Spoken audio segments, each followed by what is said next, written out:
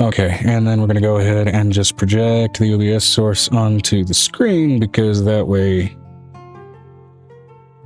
I can see the chat while I'm addressing you guys. Okay.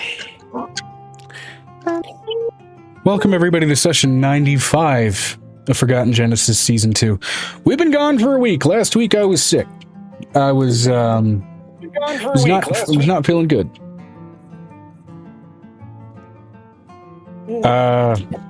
So we're back. It's been a little bit. We got to go ahead and do some shit. With that, we're going to have 2 roleplay questions just to get an extra inspiration die out of the way, given the lost time, and also extra incentive to go ahead and get back into character, because again, there are brownie points for answering this shit in character.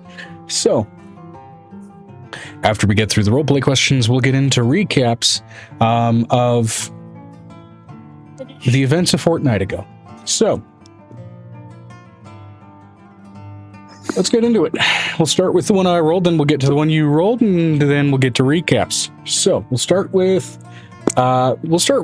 Violet. Now again, some of these might be rerolls. You can only do so many, rolls out of 100 possible questions when you've been doing it for well over 100 sessions.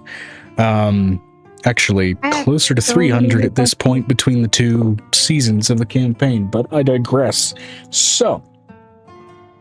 I have plenty of new questions, but that's because I keep writing down these ones from like TikToks and things that I watch. 38. We'll start with Violet, then move to Angel, then to Blue, then on to Avery, and so on, of course. So, what treasure, item, or artifact that your character has collected during their adventure is most important to them? The one that's part of my body? And again, to clarify contextually, collected during their adventure. Backstory will not count. Yeah, man. The one that's in part of her body, Joe. So the one that's part of my body, we still had to go get the other half. We only had half of the brain. We'll say for now the brain doesn't count. Your baby. You said magical. Okay.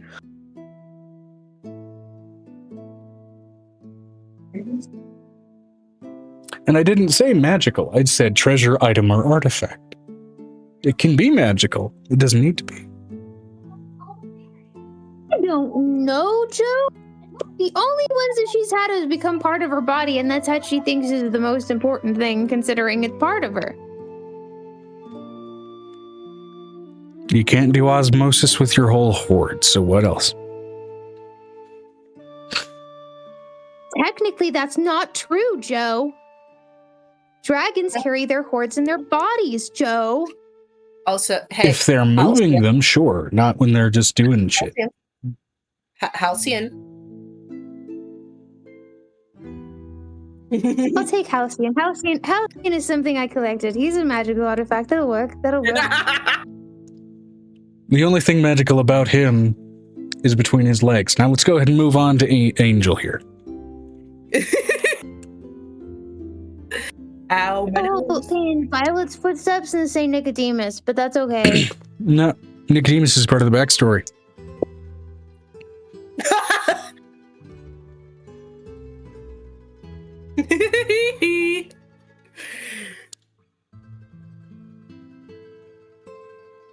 I would say the Theromancer's necklace thing, but that's just one of the things.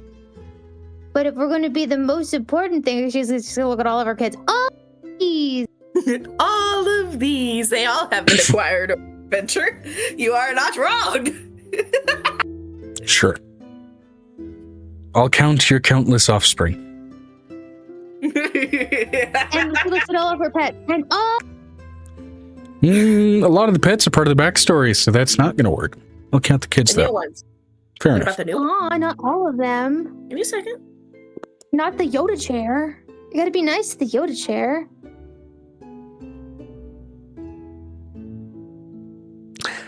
Saying. I know you gave that pet a name that wasn't Yoda Chair, but I, for some reason, doubt you remember it, so now its name is officially Yoda Chair. No. It has an actual name. But we'll give you the name later, because that That's what I is thought. somewhere in my Okay, notes. Blue.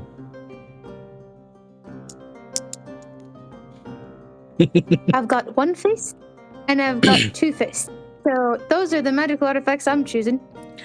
Again, there was no stipulation in that said magical.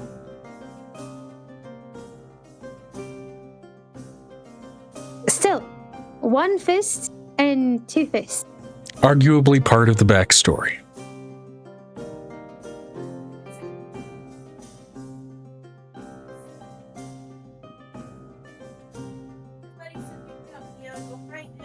Part of getting into characters, thinking back on what your character has. Technically not, we're going to be honest, because I got my ability to choose and use them how I wanted.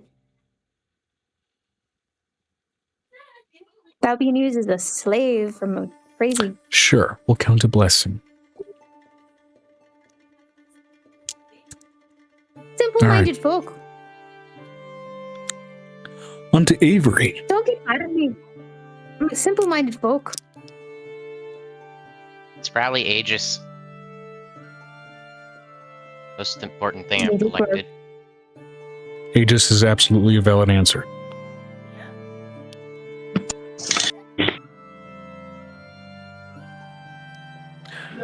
We'll get back around to Amber when Amber gets back around. You want to start with the next question? Well, you gotta bring the question to Venestra before we jump to the next question. Oh yeah. Oh yeah. So, what treasure item or artifact that your character has collected during their adventure that they find most important to them? Again, backstory items don't count. So it has to be during this adventure. Yes. And I'd say during this campaign, I should say. That's fine. Whee!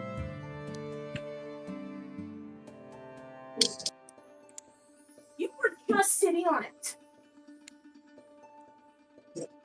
Vinestra said, every single magic she's added to her soul. Okay. Hello, I'm back. Welcome And back. Piper, what's your answer for that? The finger of chaos, because it came to me literally in a dream after I've been at your house for a while. Yeah. Okay. Question as it applies to Bruce. Teresa.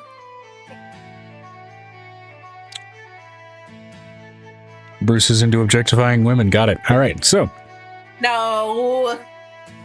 we've established that Violet's into objectifying men. She counts Halcyon. Okay, if you were a giant rage barbarian and all you need is yourself to actually be a weapon, I mean, there's not much that you want besides whatever magical items you collect, and you're not going to give those away. I mean, strictly in the sense of objectifying people. If I end up getting a partner that's not comfortable with me treating them like a goddamn stuffed animal when we go to bed, we're gonna have a problem.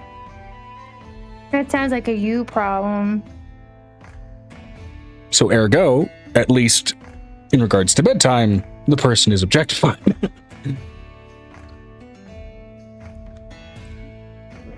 Okay, are we ready for questions? Are we ready for question two? Vinestra said, if she objectifies Halcyon, does that mean she can wear him and he doesn't count as a person for teleportation purposes?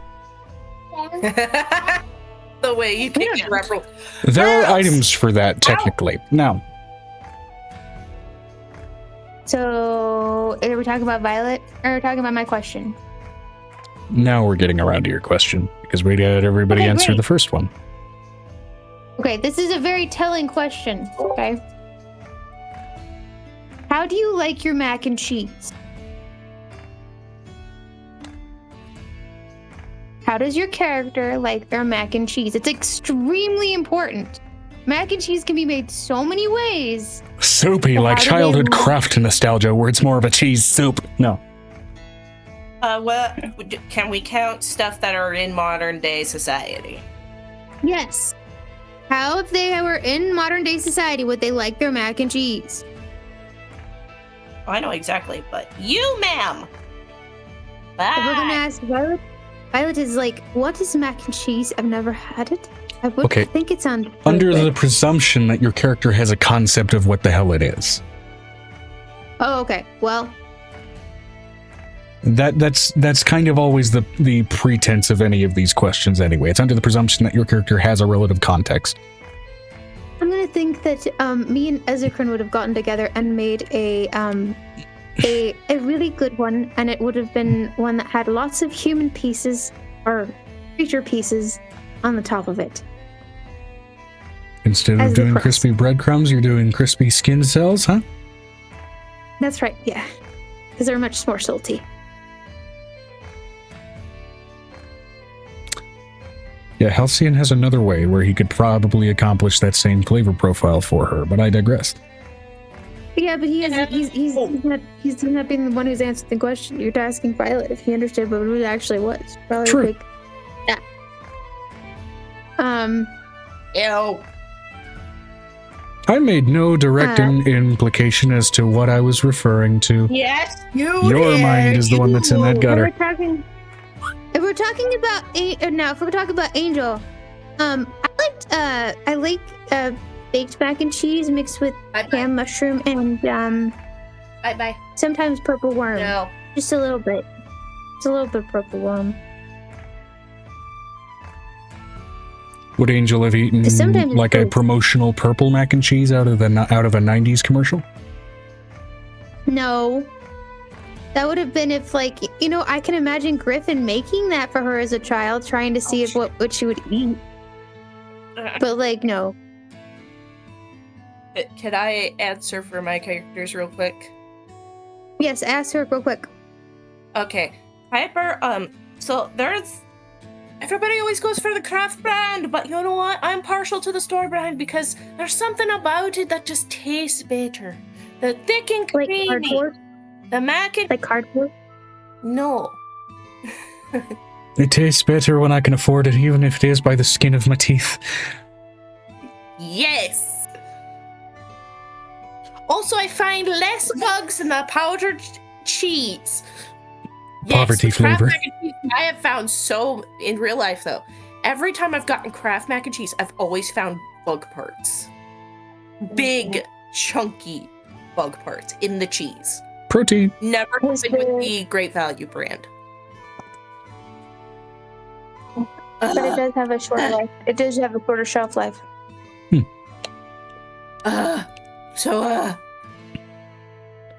I don't know, but it's better have bacon on it. There you go. I've been slowly Anyway. gathering cheeses when I've been going to the store waiting for a good time to actually make some mac and cheese. Funny enough. You're asking. Okay, are you asking Blue how she makes her mac and cheese? Yeah, I gotta go do the kid stuff. Yes. Good job. So Girl, It's- I'm a little bit weird. I like it with potatoes. So I like to make it. My mac and cheese is kind of an abomination that involves potatoes. So. So Blue just likes I scalloped like, potatoes? No, she likes. I like that gnocchi stuff. That whatever is like made with a potato starch and potatoes and made into like a small pasta. Blue likes cheese gnocchi. Yeah. Yeah. She likes It's cheesy macaroni bechamel cheese gnocchi. That's what it is. No, with a side of brie because I have a sister who makes brie on a regular basis. Blue's snooty, got it. Yeah. It's not bland. Which is the funniest part because Blue makes the accent makes it so funny because she's not a bland person.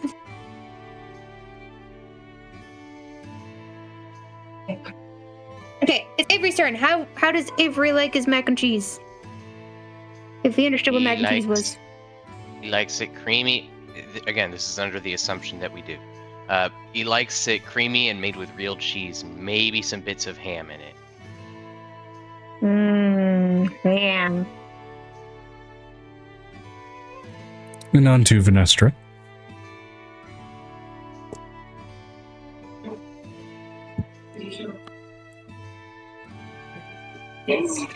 Vinestra said she dislikes the stuff. Like mac and cheese How disappointing. How does Venestra like her mac and cheese? At least 500 feet away from her at any given time. Oh, come on.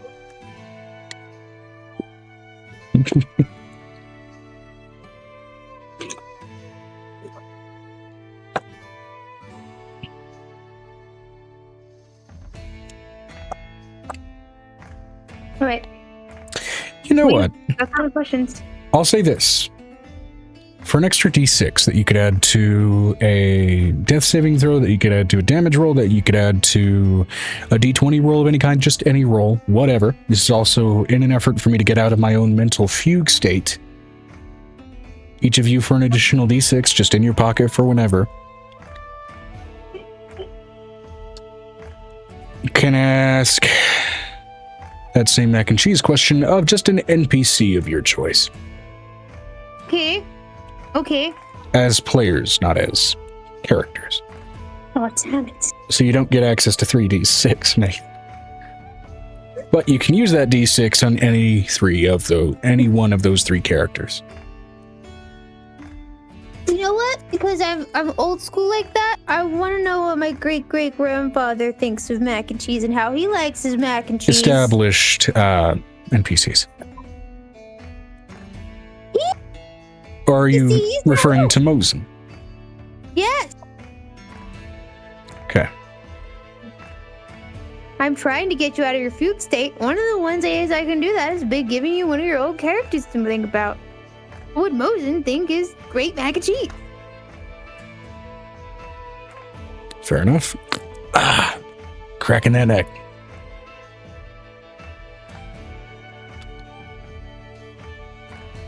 Made with fresh pasta and semolina flour using aged Gouda as a base. Has to be made quickly because it is fresh pasta.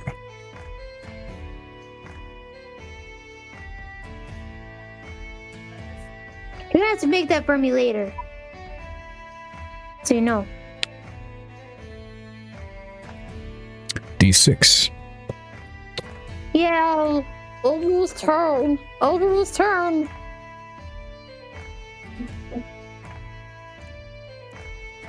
Avery. What? For a D6, you can ask one of the NPCs that you know of in the game what their mac and cheese state is to help Joe get back into the game. Also to get me out of my semi-tired fugue state. This is a pocket D6 that you can use for anything, even damage rolls or death saving throws or whatever.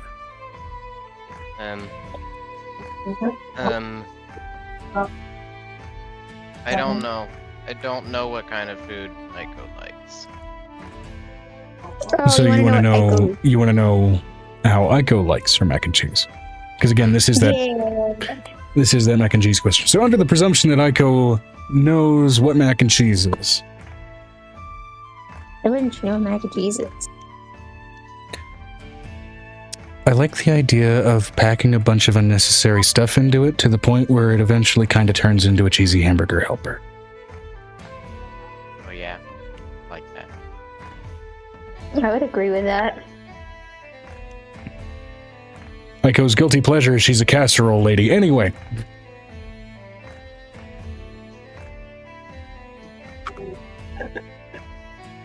Okay. Onto Venestra in terms of asking or regarding an NPC that you already encountered or even encountered secondarily, even if Venestra has not herself interacted with them. Venestra said, brush. Brush. Oh my god.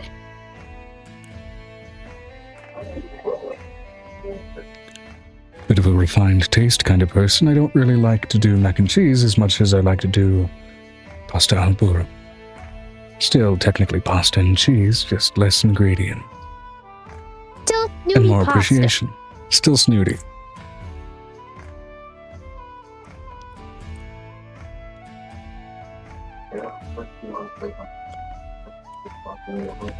And I know that's not Brush's voice, but my brain's not there. So.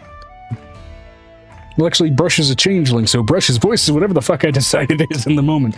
Anyway. On to Amber, if Amber is free. which I don't think Amber is. All We right, can we'll come. ask her later when she gets Yeah, we'll back. come back to that. That's fair enough. Now Can then, we move on? Because I am going to need to disappear at some point too. for little bit. recaps for that last D20. I've only got 3 points. We start combat with the Lust Devil bitch. We beat them. We leave the Hall of Lust and the Halls of Hell. Yeah, that was, definitely bullet pointed and very slimmed down. That's a lot of what you guys did for that session, yeah. Minestra says, fought and killed a succubus to free Piper's Cambion warlock, though he's no longer a Cambion now and has become something else. Everyone hung out and discussed prep and stuff for the Rusted Peaks, Fire Hag and the Time Hag and the Tunnel. V also conversed with her warlock to help train them and check up on them. V also said she'd make some upgrades for Angel's daggers. Fantastic. Butter knife. And she's sent you those upgrades, it sounds like. Me? No, Joe. Okay. I assume I Joe. got She didn't excited, like, I specify was gonna who. get- But I got excited like I was getting a present. I will say that that function will be revealed when you put them into practice or take the time to inspect them, and I will go over that.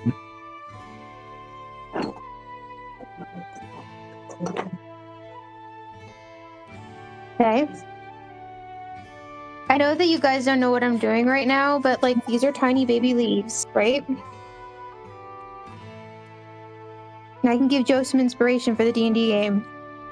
This is and everybody else, look at this is the mushrooms for the D&D dice core I'm making on. I don't know if Rick is looking. Vinestra said, Angel does get something if she checks them. Yes, indeed. And there's those. Because they're dice cores. Also, like making like the biggest pile of leaves one can have. So I'm like a 5-year-old right now making a concoction. And then also on to Angel's recap as well. Me and Nicodemus basically got told what for in the heaven of the war god and how to kind of handle things. And then we were able to combine our power and give birth in a war zone above war zone. And healed a little bit of Amora's soul by doing so. Kind of Correct. put her to sleep a little. It's kind of the goal. Yep, because And eventually then she we have needs baby. to just accept her rest because she's being replaced. And then there's the gold dragon baby is acting really weird, and we had some first time eating food for the babies that were a little bit older. And then for the little ones, they've just been pain in the butt. And the changeling baby, I don't know what his fascination was, but apparently he's the one that's kind of going to grow slower. We'll see. Yep. Oh, and the baby eggs that I brought back to life by them being nearby us ended up going into the ice room with Cleopatra and Yuki. They're watching the white dragon eggs. Correctamundo.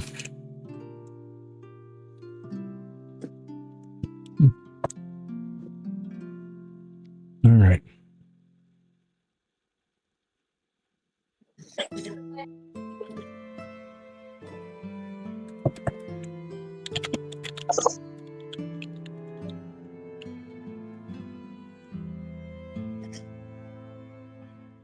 Is that enough for you to DM? Because I think that's a lot. That's a That lot. works. That's everybody's recap Okay. again, except for Amber's as she is indisposed. So, that's 2 d20s and a d6. Yes, indeed. Isn't that, would that be 3d12? Yes.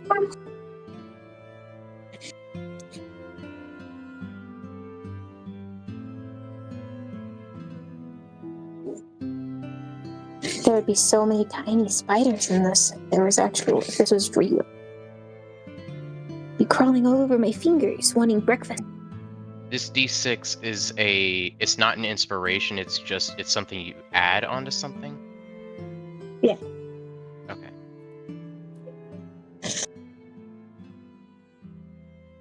Are you ready, DM? You all ready?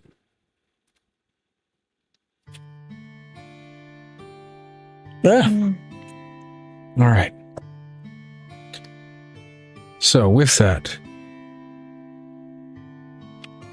I'd say let's pick up with, for now, let's pick up with Violet. Okay. The next morning, Yes. with her, she's got her sister, Scarlet.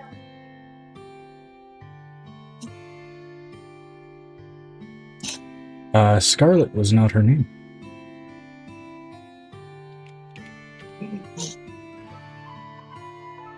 And that's another NPC that I wrote from another game. I have to look it up. Cassie. My brain did the brain! Yes, it's Cassie. That's what it is.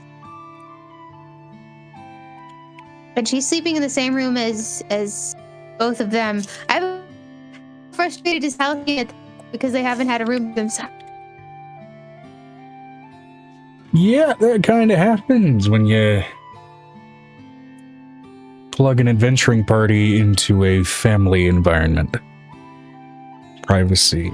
The fact that they haven't had, like, they just got a sister and the sister is sleeping in the same bed at the foot of the bed at the moment. I mean, yeah. Part of that also is still trying to shuffle through the compartmentalization of the memories that you decided to just project into her head of, here's all of my experiences, and it's like, fuck, now I gotta figure this out. You have left her a little bit latched to you emotionally because of that. So, no, I have a question. So, is it Cassie who wakes us up first, or is it Violet who wakes up first because she has to go pee? Given actually what Violet is currently dealing with, Violet does absolutely have to, I would say, get up first. Honestly, the order in which you guys get up first for morning routines, this is such kind of an inconsequential thing that it's kind of, where do you guys want things to happen first? Unless, of course, me as the DM want to provide something very specific for intervention. The reason I'm asking, Joe, is because Cassie is a new person. So the problem is Cassie may have nightmares and wake up in the middle of the night and that kind of thing, and that woman may be trying to take her from this world next to Violet. Again, what you guys did to kind of freeze her environment for the moment, she is currently absent those, and so she is actually being provided some stable sleep. With that, it seems like she is almost catching up on years of not having that for the moment. Now that piece will probably be broken pretty soon, but for now she is almost willingly comatose. And what do you know? Violet's like, this is how they wake up in the morning. Violet's and I looks over at Halcyon. I need you to extricate me from this hug that I'm in, because I need to go pee. And if I don't get executed, if you don't take me out of this hug right now, I'm going to piss the bed. Please. With a soft smile, he gently relinquishes you. No, it's considering that Cassie is on one side and he's on the other. So right now, it's a Violet sandwich. Gotcha. Yes, and Violet's like, I'm pregnant and I need to pee. Okay, I'm going to go ahead and roll a sleight of hand check for Halcyon to go ahead and see if he can carefully disrupt that connection with your sister. It's not really a consequential roll, but I'm rolling it just in case. So that's a 5. The moment he tries to move her grip on you only gets tighter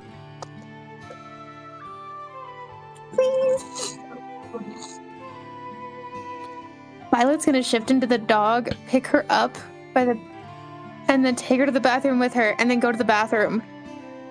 Yeah. In full dog form, she is still pretty much unconsciously clinging to you, very much kind of off of your neck like a human collar at this point. Or elven collar, I should say. At least when I shift down, I'll be able to pee. That's her whole thought process. Which is to say, to that point, she is still completely out. Even through all of this jostling. All right. I'm going to need to wake someone up. But I can go and wash my hands because I need to be able to have free hands. This is like the error moment where she's like, error 404. I need to wash my hands. I need to go pee. I need to go do these things that I have to do. And I believe, if I am mathing correctly, we are now on the 20th of the month. Tomorrow starts the beginning of summer. Yes. And also the beginning of the festival Atrit Contrari. Is it the...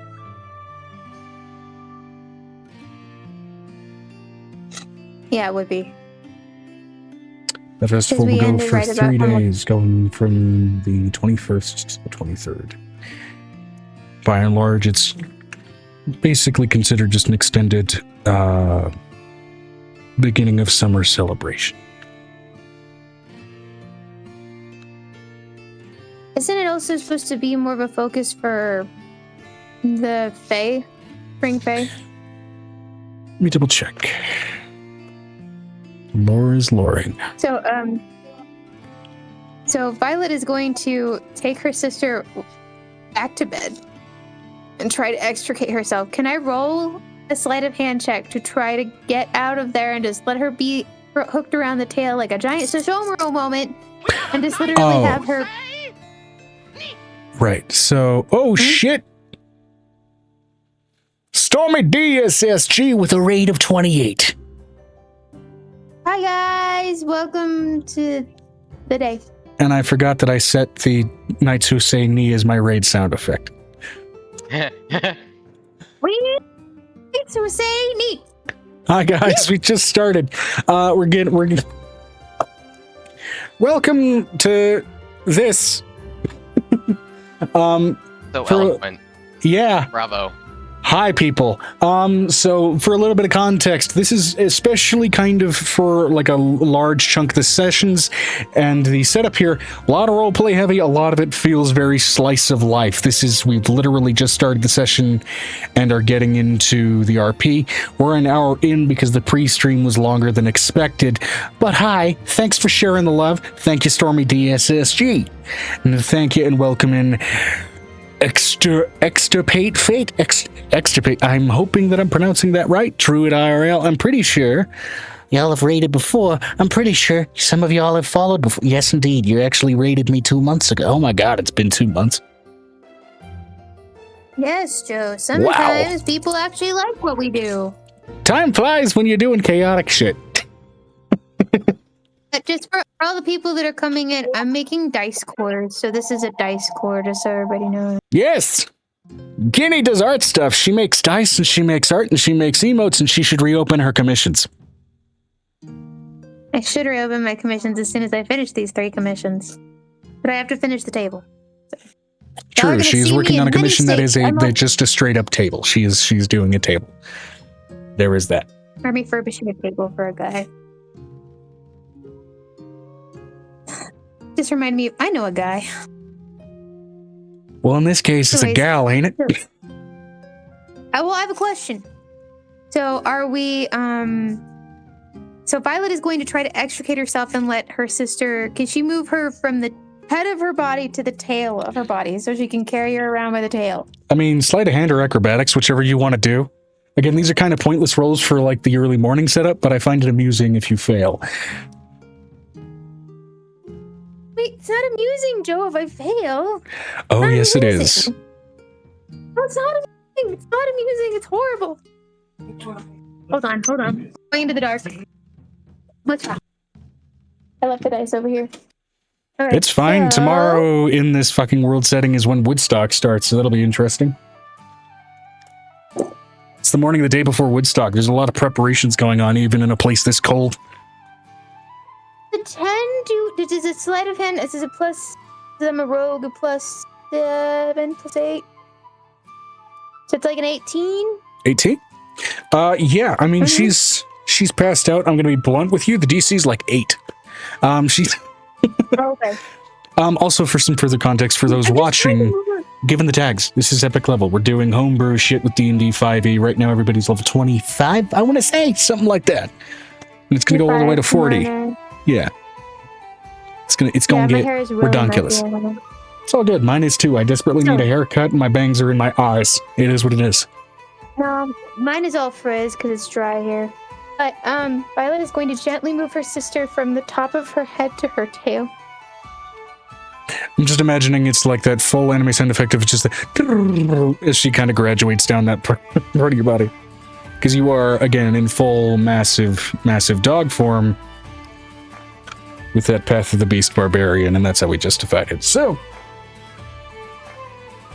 And then she's going to move back into their bedroom. She's like, I'm going to go get something to eat. So I guess I'm taking my sister with me. So she grabs some blankets and puts them around the small person on her tail. And it's like, we're going to get breakfast. So if you want breakfast, you can come with us. yeah, Halcyon very easily is following along, and he's honestly kind of bringing an extra blanket there as well, just in case for whatever reason she ends up falling off of your tail. So she's just not granted like the rude awakening of smacking against the floor. Good thought, love. Good thought. I mean, I Like- try. I mean, I know that you're frustrated because we're not by ourselves, but I have to at least get her a couple of nights and then kind of move her into her own room. Isn't this castle like a living castle dragon thing? Couldn't it like make another room? It could make a room within our room, and that way we would have privacy. Could make an adjoining room. I mean, Yes. She's gonna look up at the castle and she's like, "Can you do me a big, just the biggest favor ever? Can you make like an adjoining room? I know that I'm not gonna be able to move it into her in there right away, considering we've got the clingy element. But if you could just do me a hot favor and make a secondary room for her." make a persuasion check. Dice are still across the house. What are you doing? Okay. All my stuff is in the other room. Running to another side of the house to get your... It's okay.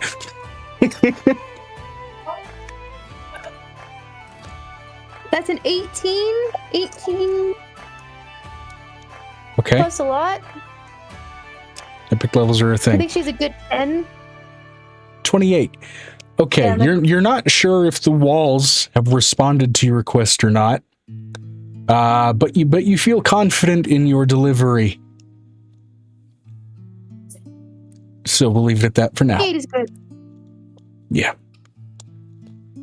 She's gonna go over there and she's like, I think we need to possibly talk either to Avery or to Aiko or someone else, so my sister has somebody else to talk to, but I don't know how that's going to work. Yeah, it's going to be interesting. She's like, and she like waddles over, like she's not at the waddling stage of like her pregnancy, but she is like actively shuffling. And I'll be plain, a lot of that waddling is absolutely augmented by the fact that you have the magical clone of you hanging aloft unconscious on your tail, bundled in blankets. It's a slow walk. Yeah, It is what it is. cool. Yeah. My dad's So, commenting on some lights that I strung up along my desk. Anyway, So, hi, sweet baby. They want some food. So that's what Violet is doing. Do you want angels? yeah, let's go ahead and move on to Angel. Which is to say, again, Angels early ass Angels crack in of the kitchen. morning, not really ass crack of dawn, though notably light is still filtering in through the windows. Which is also pointedly where those of you that decide to kind of look out the windows into the sort of early morning light, even as it's sort of reflected out here and around the castle, or for those staying in Evergreen Estate where it's reflected down into the den. This seems to be one of the many instances in this place where you're encountering that morning phenomena of an aurora kind of making itself known in the morning. So I have a question. So Angel, I need to know which one of the new babies wakes up, or because we were waiting for the birth of those eggs and they had been in that cold area for a long time, they just died there. So they probably weren't far from birth. Well, yes and no. Depends on kind of when they died. And which is to say, incubation, while it can be done passively for something like, chickens, passive incubation does not work for dragons. It has to be very active. There has to be that active presence and connection with those beings. So they were left stagnant for a time. Yuki is sleeping over the top of them right now. Yeah. Very much so. I'm just asking, you said that they weren't far from hatching. No, they were not far. When you ended up finding them, they were still kind of desiccated and fossilized prior to all of the shit that you kind of went through to effectively resurrect those eggs. But let me go ahead and see here. I just want to know. I want to know what would have woken them up in the middle of the night, considering it's either going to be Charlotte because she's got clinginess, or the new babies. Right. Let's see. So among the two white dragon eggs, while they don't seem like they are in a state of hatching just yet, you can tell even with kind of Yuki sleeping on top of them, because Yuki's a cold child and likes cold bedding and might as well sleep on top of some cold as shit eggs from a dead white dragon. They're still alive. There's activity. Yeah. How close are we? I would know how to...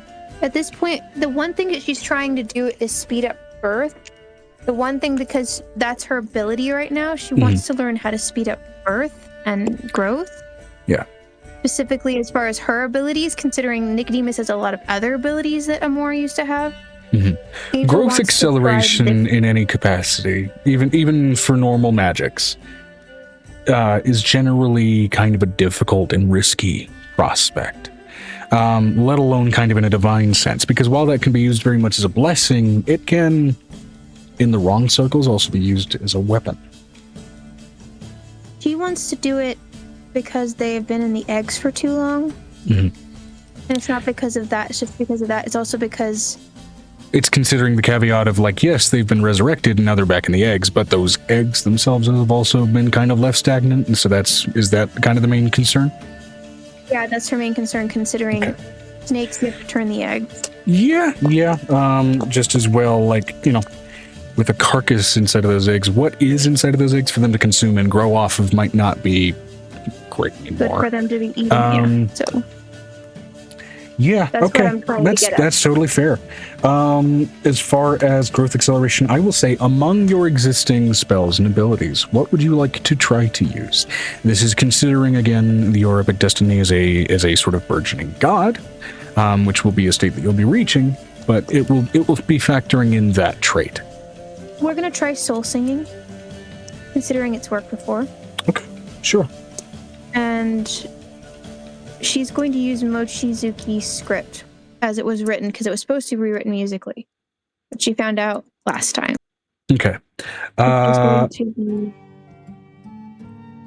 She needs to accelerate their growth and give them the nutrients they need. So she's going to write like a small song snippet about giving them the nutrients they need.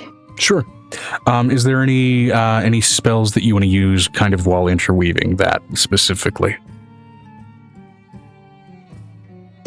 I know that we were going to write some dragon birth spells and that kind of stuff. We never got around to it. So that's what I wanted to add here, but I just have a hole in my notes. Right. Okay. So in terms of existing things, these will change your DC up or down for the incoming roll. and it'll add to kind of the flavor of how this might work.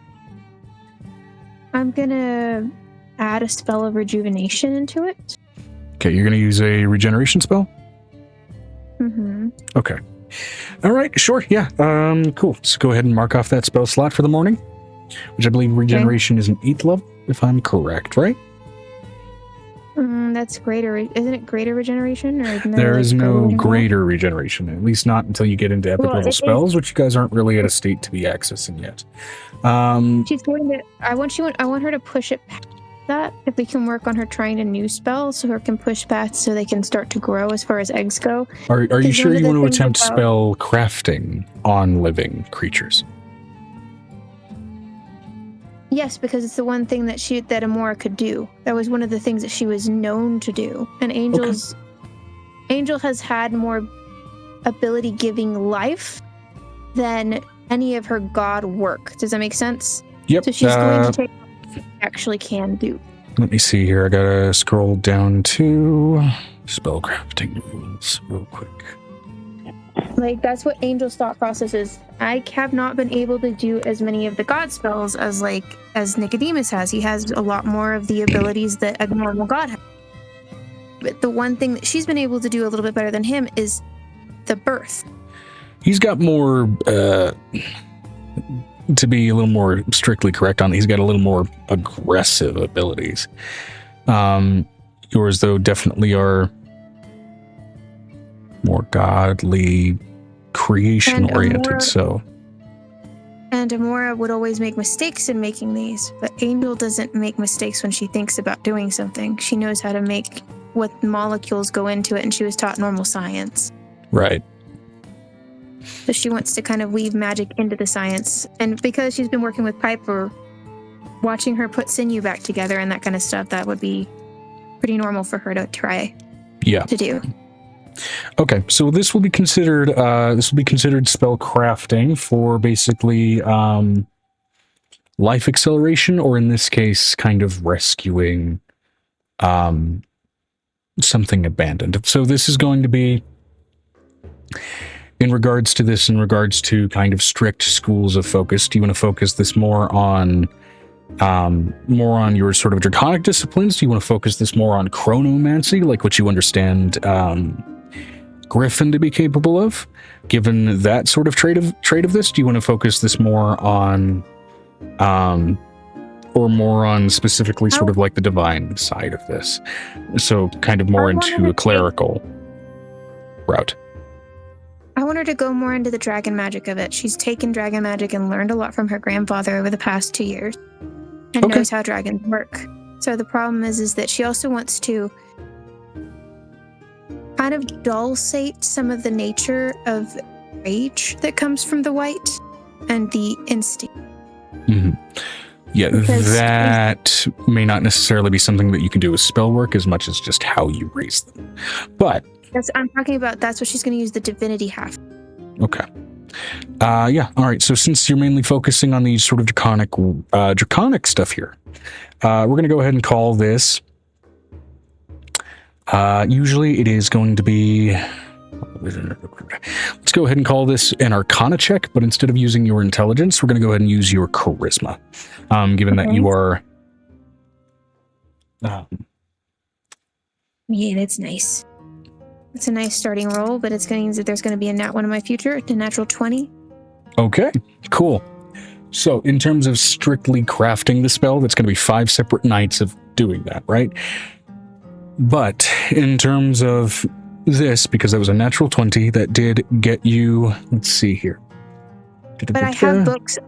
Having read the notes that were left behind me from Amora and what she did, I'm going to try to copy. That's what I want also to do. Right. On a crit, that is counting as 2 successes. And in terms of what you are attempting there. So let's see here. Do you want to bring anybody in to kind of collaborate on that creation of this spell? The only person that would probably be able to do it is Nicodemus, that she's using Amora's magic.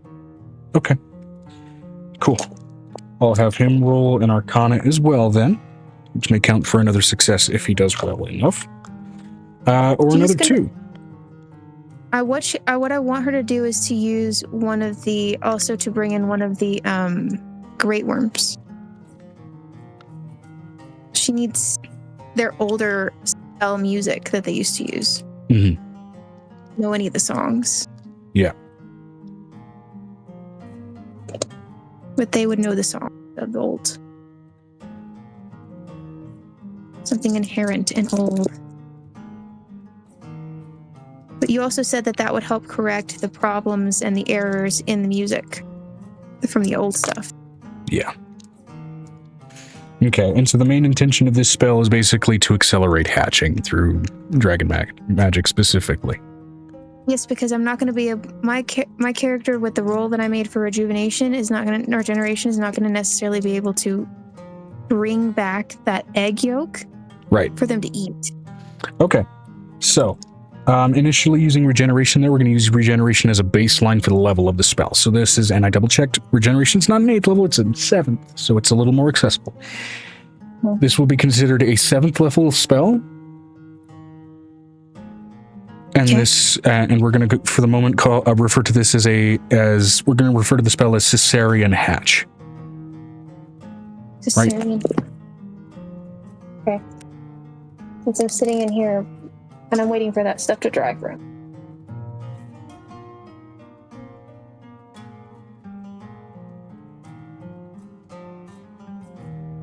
This is the kind of magic she wants to learn so she can help people who are trying to give birth and they have like ectopic pregnancies and that kind of thing.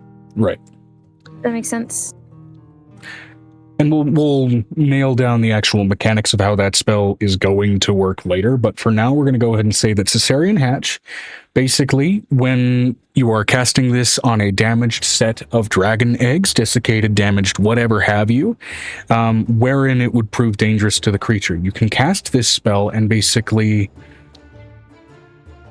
wrap the creature within in regenerative magic while hatching and destroying the actual egg. Because the egg is poison, it's not them that's poison. Right. Whether it's been damaged, ruptured, whatever else, anything with eggs is usually fatal for what's within, regardless of the species, right? So, with that in mind... How much movement is along the egg right now? Considering I would look for where the air hole is. There's a specific air hole for most reptiles. Right. And most birds. Yeah, given that these are white dragons, you can tell they're kind of sort of placed lower along the egg, given that chill and cold kind of, it's heat that moves down and it's where that temperature is focused. So it seems like a lot of where that life is driven and where it's derived is also focusing on that cold and on kind of all of that therein. If what I've said makes sense.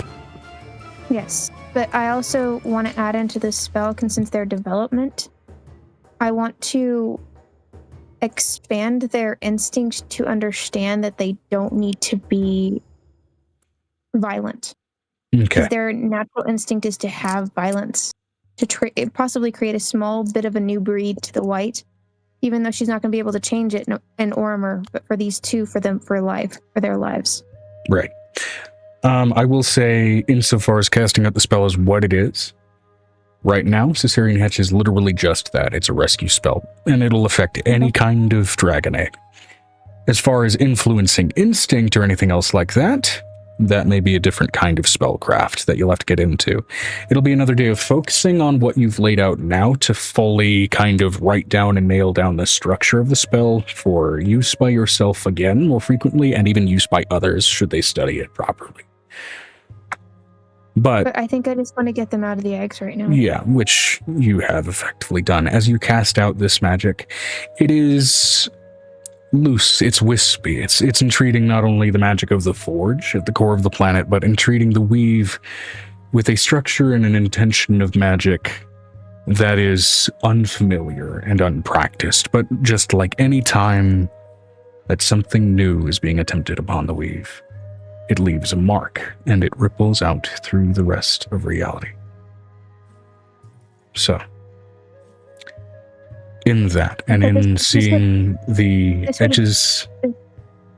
have a question. Would this have been magic that Amora, had she not been able to do naturally? Because this would have been something she would have been able to do, right? Possibly. I will finish my description, though, and then we'll get to that. No. I did have that question. So, as with any new magic being entreated upon the weave, it ripples out through the rest of reality, and those capable of magic similar may suddenly find an understanding or possible ability to access it, though whatever the source of it, they may not immediately understand. Now, this will take some refinement to grant it proper intention and proper name, but for all intents and purposes, throughout the grander multiverse, there may now be other casters that have access to Mochizuki's cesarean hatch.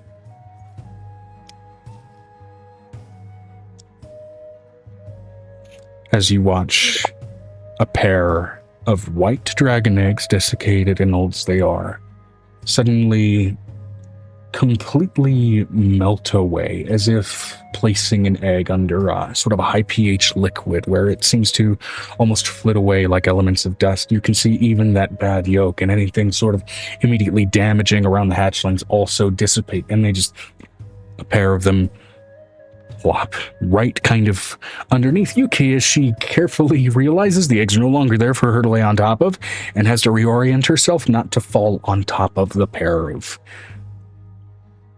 technically unhatched, but still hatchlings. She does have Cleopatra there who might be able to catch her. Yeah. They sleep in the same bed right now. That's because one of them's warm and one of them's cold. Right. Keep the And with that, unlike, the rare occasion that you've seen some hatchlings with dragons, these are distinctly less developed in size than what dragons of a similar type would be. There's still a present sort of pinkness to the white scalings of their skin, and there's still sort of a present visibility to some of that circulatory system, and even eyes that are a little too big for their heads, having not quite fully grown in just yet. But this will come with time and proper care in a safer environment, though they are kind of nodding together, trying to get a grasp on their new reality outside of their shells, and now also trying to breathe, where you can see through those two incredibly tiny mouths, the sort of soft wisps of cold breath, like you would see if you stepped out into cold air, but just coming out of them naturally. She's gonna pick them both up and then walk outside to where it's freezing. And you can see this almost shudder that they have, even in room temperature environments, immediately settles into just kind of a relaxed breathing out in cold air, kind of in a polar opposite to how most other creatures would operate. But they do seem to relax. And it's interesting, normally you feel comfort in feeling the warmth of a living creature when you're holding them like this, but with these there's an almost instinctive comfort in just how cold they feel, as they do get all the colder.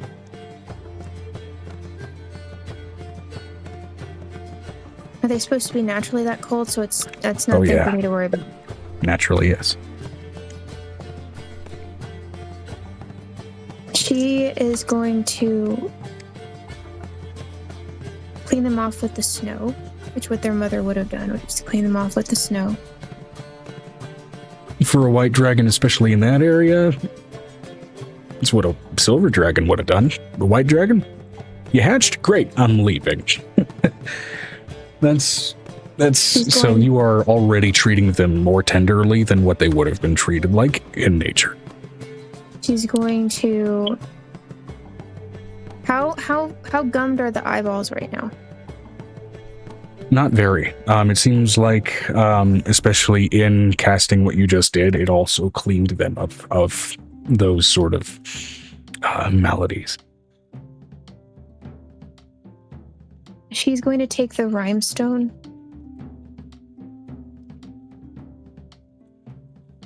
and that she has some of it, and she's going to make them like a mini backpack to carry along their bodies so they stay cold. Mm.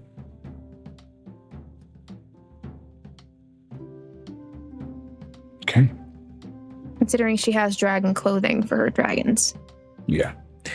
Some of the dragons like And it seems very much just kind of on immediate observation. The tenderness that you were treating them with here is already kind of reflecting on how they're behaving, as they are very much kind of clinging to each other for closeness, for comfort, for that cool temperature and feeling. Whereas you can even imagine, just based off of books that you've read about how dragons operate, that immediate sort of being hatched alone into an open space usually results kind of really early on in that sort of primal, angry, almost angry at the world, abandoned kind of behavior, which may very well be kind of part of why white dragons seem to be the most primal in behavior of all of at least the chromatics. Gonna get out one of the bassinets, one of those walking bassinets. Mm-hmm. Gonna put, considering she has a couple of them that have to have double because of the twins. She's gonna put one of the stuffed animals in there, put at least two next to each other so they can be circled by it. Yeah. And then she's going to put them inside of the bassinet because it's made out of a metal kind of structure. Mm-hmm. Because it's still the ones that our old friend made us for them. Yeah, fair enough. Going to put them in there, and she's going to pull down that gossamer kind of veil that's in the front. Yeah. And as you do, you're immediately kind of seeing on sort of, especially the metal bracings all over that bassinet, where it seems to be immediately kind of growing with condensation that's immediately frosting over, kind of all over its surface. Similar to how you would expect to see happen if you were pouring liquid nitrogen over the metal.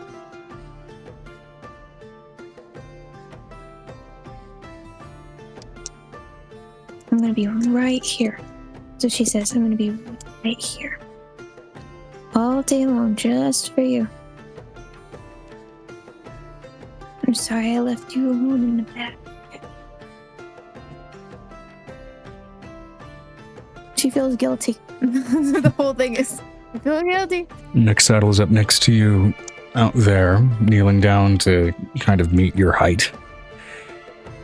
Putting an arm over your shoulder, and while putting his own hand on the handle of the bassinet, he just looks up with you at the patterns of the aurora in the morning. He's going to move the veil aside so they can open their eyes to that. Okay. Look, I'm just going to say it in Draconic. And what little they can open their eyes, squinted and fighting muscles underdeveloped as they are, manage to catch a glimpse of one of the northern reaches' more intriguing pieces of natural beauty.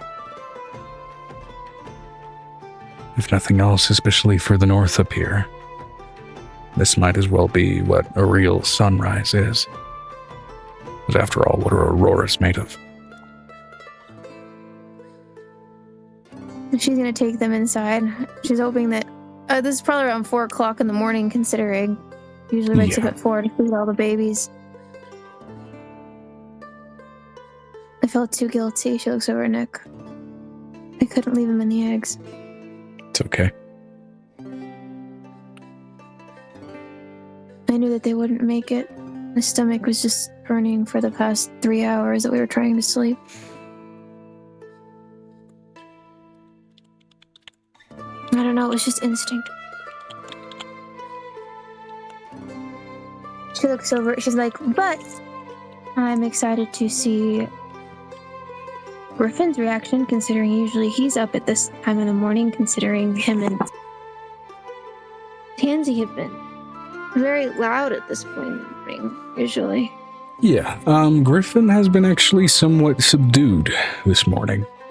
As you can actually see him and Tansy kind of moving throughout the tavern space as early as it is, kind of helping dispose of some, dwarves who maybe extended their night a little too heavily among the drink. And then for those that are a little more sober, helping start to set up, even a day ahead of time, some decorations for Matrid Contrari, the start of summer, even in a place this fucking cold. She brings the kids inside and she looks over at them. She's like, "You want to see something cool?" They all nod, and you get various yeses and intrigued ahas. I know the kids are already like, "Wow, this is peak breakfast time for all the kids who need to have breakfast milk." So this is like everybody. It's like a second nap around 9 o'clock. It's fine. Then they go to school. It's great, awesome. And I'll say, moving forward a little bit, maybe a couple of hours into the morning, where the aurora is still present, but the sky is starting to turn almost a soft tone of pink as the sun tries to make itself known. How does everybody else rise to their morning? I'm waiting for Avery to get downstairs. Joe, I really want to know what Griffin's reaction is to seeing those baby white dragons from that dragon that we killed. He's fascinated, but at the same time, he has gotten so used to being shocked by you that his capacity to be shocked by you has been stunted.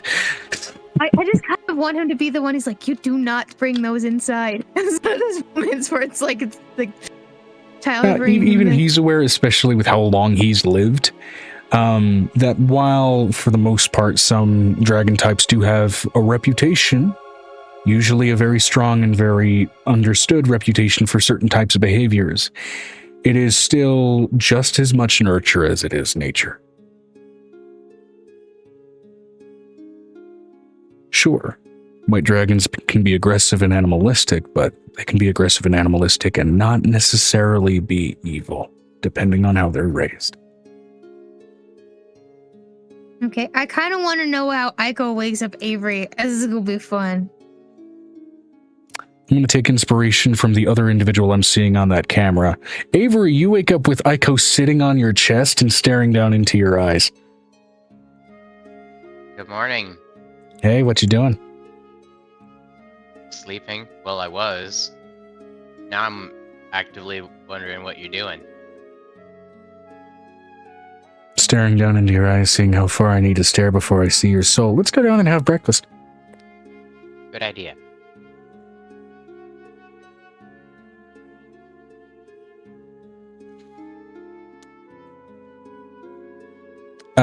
But of course, pants, love.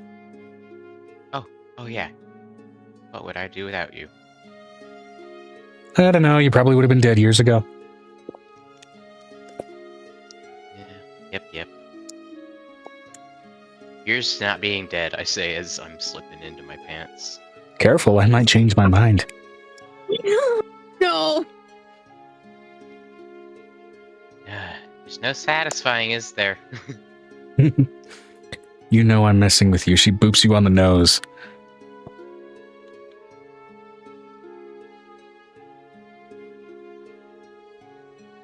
I have a question. Where is Adam at this point? Adam? Suspiciously absent from his normal pattern.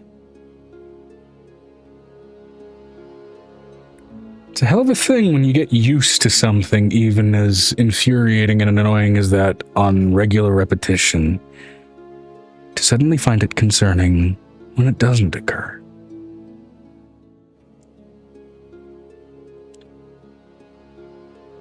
Uh-oh, Avery. Uh-oh. Here's Adam. Wait, this has been a constant thing? I thought it was like every 2 or 3 days. It's It's been semi-constant. Yeah, he's made a habit of being your alarm clock, wanted or There's otherwise. just gonna be an internal celebration. That's it. I don't care. Don't care why he's not. I'd care that he is not, and that makes me happy. Fair I don't enough. know about Ico on that one though. Well, that goes quick enough to be leading you downstairs. To which you are now noticing also a number of the other sort of house guests and staffers are currently partaking in steadily, slowly but surely, putting up decorations all throughout the keep, which, given how extensive the keep is a lot of decorating. Which is to say, just outside of your room as you step out and stare down into the hall, you finally do catch a glimpse of Adam moving sort of red, not red, green, verdant kind of vine-like streamers throughout the hall and stringing them throughout, but passing through the walls to mount them rather than sticking them anywhere with nails or adhesive. Oh my god.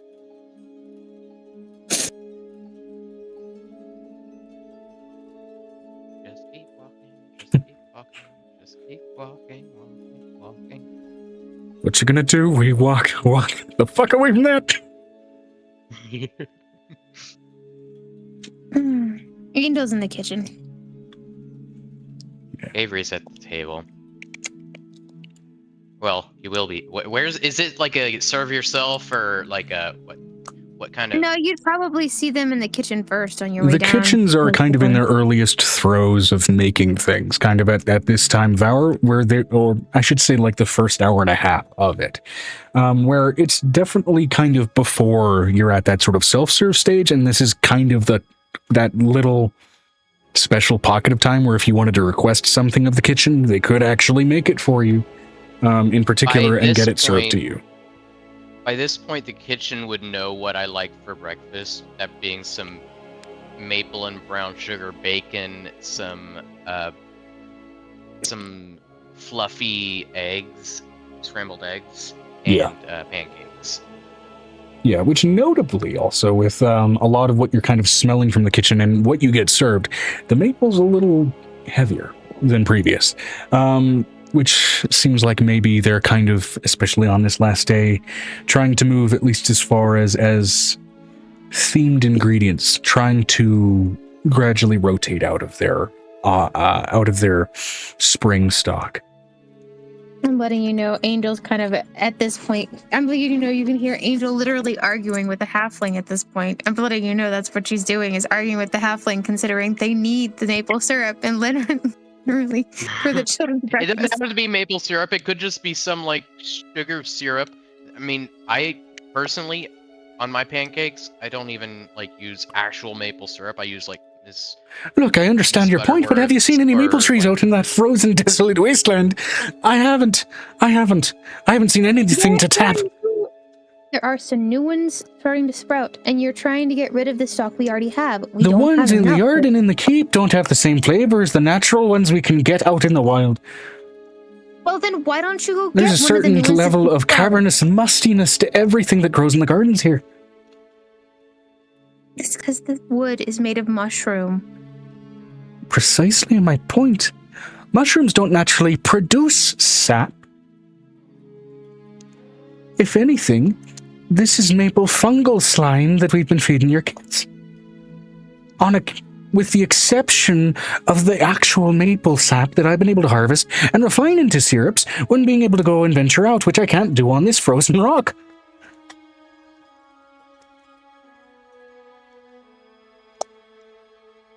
She looks over at her child, who rarely comes out, but only for the morning because she spends a lot of time talking to the vampire.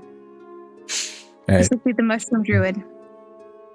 Do we have the chemical knowledge to make just like To make some Mrs. Butters with? maple syrup? Yeah.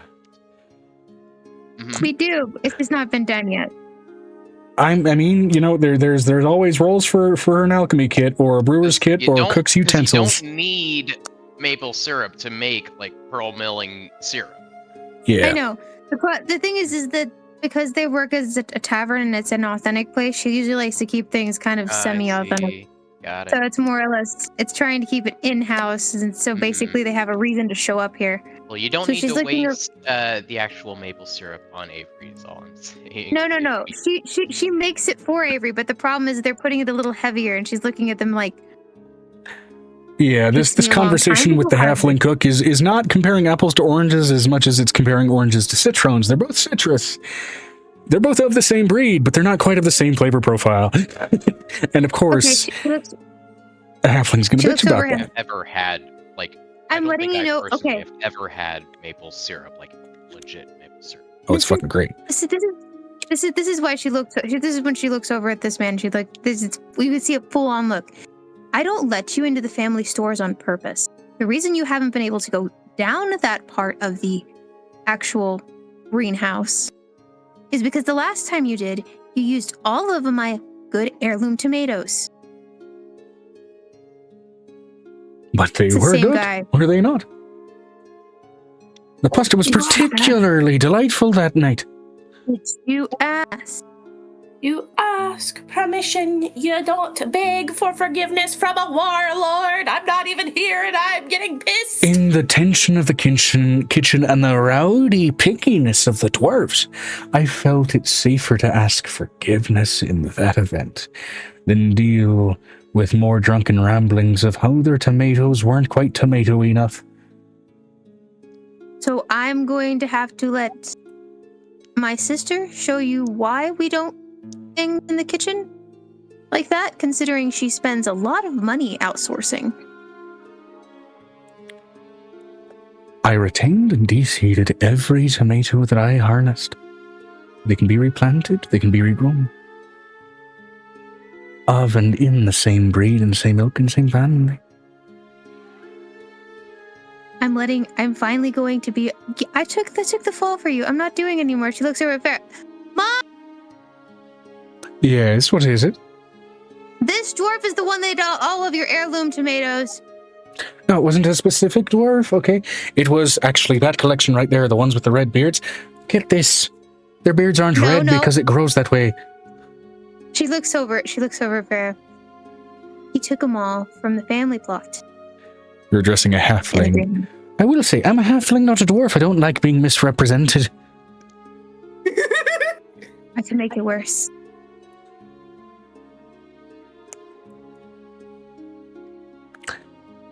Oh, can you? Charlotte, Skittering along the ceiling, just... Yeah, Mom? can you show the halfling why we don't annoy mommy this early in the morning? Sure. Immediately, a couple strands of webs just... And then immediately just, almost like the Hook, ripping someone off the stage. We're just gonna hang him from the ceiling for The a couple hours. halfling is out of your peripheral vision. With barely a... For they're also apparently out of range of your hearing. Thank you, Charlotte. Yeah?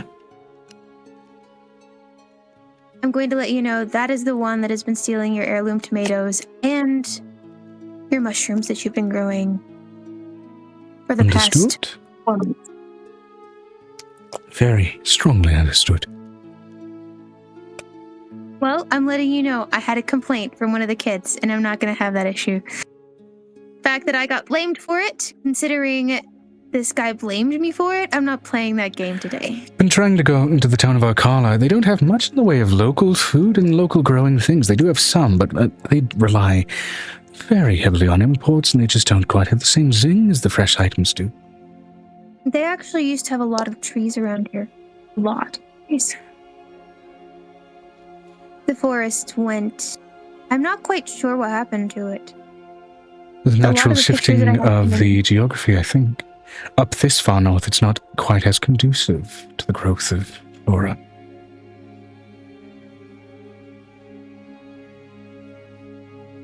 I don't think Pendra's been asked to grow here. Not during the winter seasons. But I might want to ask the Fae instead. Leave it to the Fae to make shit grow where it should.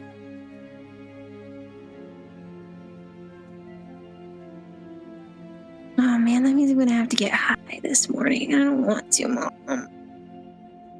I was gonna get out of bed and then I got high. And what do you know? She goes and gets the weed that has been given to her by the god of spring. And puts it inside of her tea. All right. We'll deal with that engagement with Walker here in a moment. No, but I also, can I, before that happens, can I go over to Avery and deliver his food? I mean, absolutely. Here's your breakfast, along with 2 cups of boiling hot cocoa and coffee. So you can make a decision if you'd like either. You're an angel, Angel. Thank you. Oh, and your kids should be at school, or at least one of the kids should be at school. Yeah, one of the benefits of living in a goddamn castle, you can have schooling inside of the same building that you sleep in. No, they literally go through the communist mental store and disperse. Ah. Joe, we have an entire college set up, but it just works that way. Yeah, and again, We your have an children entire operating through the Communist Mentis is a massive exception to how that organization operates. Well, considering It may be likely that they have an entirely separate, let's say, branch of their operation for your kin and kids. oh, they had to grow one. That was we had that discussion. Also to make sure that nobody learned secrets that they shouldn't, even among your children. They know shit even the gods don't. Because they are one of the few factions that can move between the folds of reality effectively, but I digress. I have a question. How is the gold? Is the gold dragon following me? Do I have the ducklings of dragons following me at this point? Yeah, pretty much. And even your dragonettes, which usually reside in your hair, are now taking up the back because it's like, gradually decreasing height. And they're like, we're the shortest ones, so we should obviously go on the back to make sure that this pattern doesn't get messed up.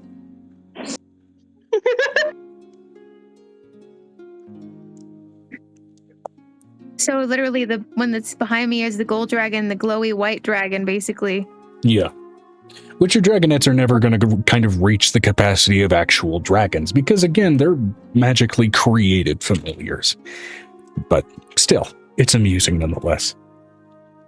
She looks over at Avery. I also didn't tell you, I had some more kids last night or yesterday, some point. And this morning, we finally delivered some eggs that I found a couple of years ago. Cool. They're really cold. She looks over at the gold dragon. Can you say hi?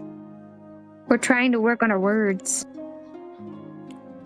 In the couple of days that this child has existed, yes, you've been trying to work on your words. It's only been one day, Joe. This is day one. Also, it's a dragon. They kind of pick up that quick. Especially gold. Yeah. I'm gonna say a charisma check and call that what's necessary for a comprehension of language. Makes sense. Because my comprehension in a language sucks, and my charisma sucks, so it makes sense. I don't know if I have Riz or not. More Riz than... I can't disobey that. Yes, we've been trying to work on our words, and I think I got a really good handle on them. I found a dictionary.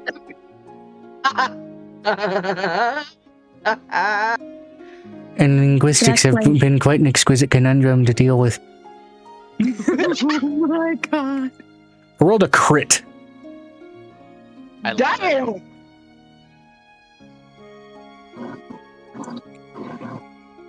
You better be careful with that one, though. Smart kids are the trickiest. Oh, don't I know? Don't I know? I'm a gold dragon. I'll be better than you no matter how you slice it. Oh my god, the ego. Crush Elmo. feel God damn. offended. I'm letting you know there's a slow turn from Angel's head, which is literally the slow looking With the of the mama's creaking of head a over rough its door. shoulder. All I can think of is Alistair whenever somebody does something stupid. And as soon as she looks over, she's like, and I will outlive you 3 times your age. I know I wasn't talking about you, Mom. I was talking about him. Yeah, well, no one asked you. And I answered anyway. Yeah. You sure did. Okay. What did we learn about I hospitality? Got the whole, like, quarter of a pancake in my mouth. She looks over at Aiko. Is Aiko dying of laughter sitting next to Avery at this point, considering Aiko's food is up too? I found my headset. Hospitality is granted to any guest, but it must be earned by those who abuse it.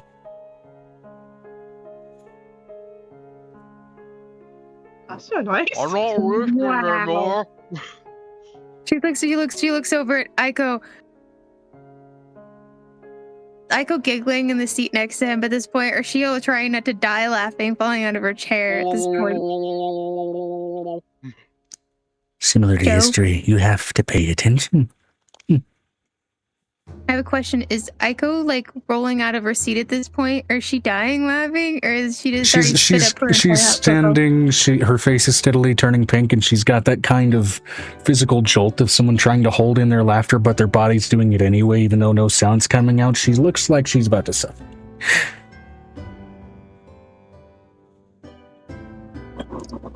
My sweet love. She looks over her son. You know what I bet? I bet that you can't deliver that other box, like that other thing of pancakes to that dwarf over there. I totally can. And also, after I found a dictionary, I was really intrigued about the etymology and the origin of the word. So I went ahead and tried to find the history books. And you kind of find that your library's missing the whole history section because I read a lot. You need to return the books like a library should.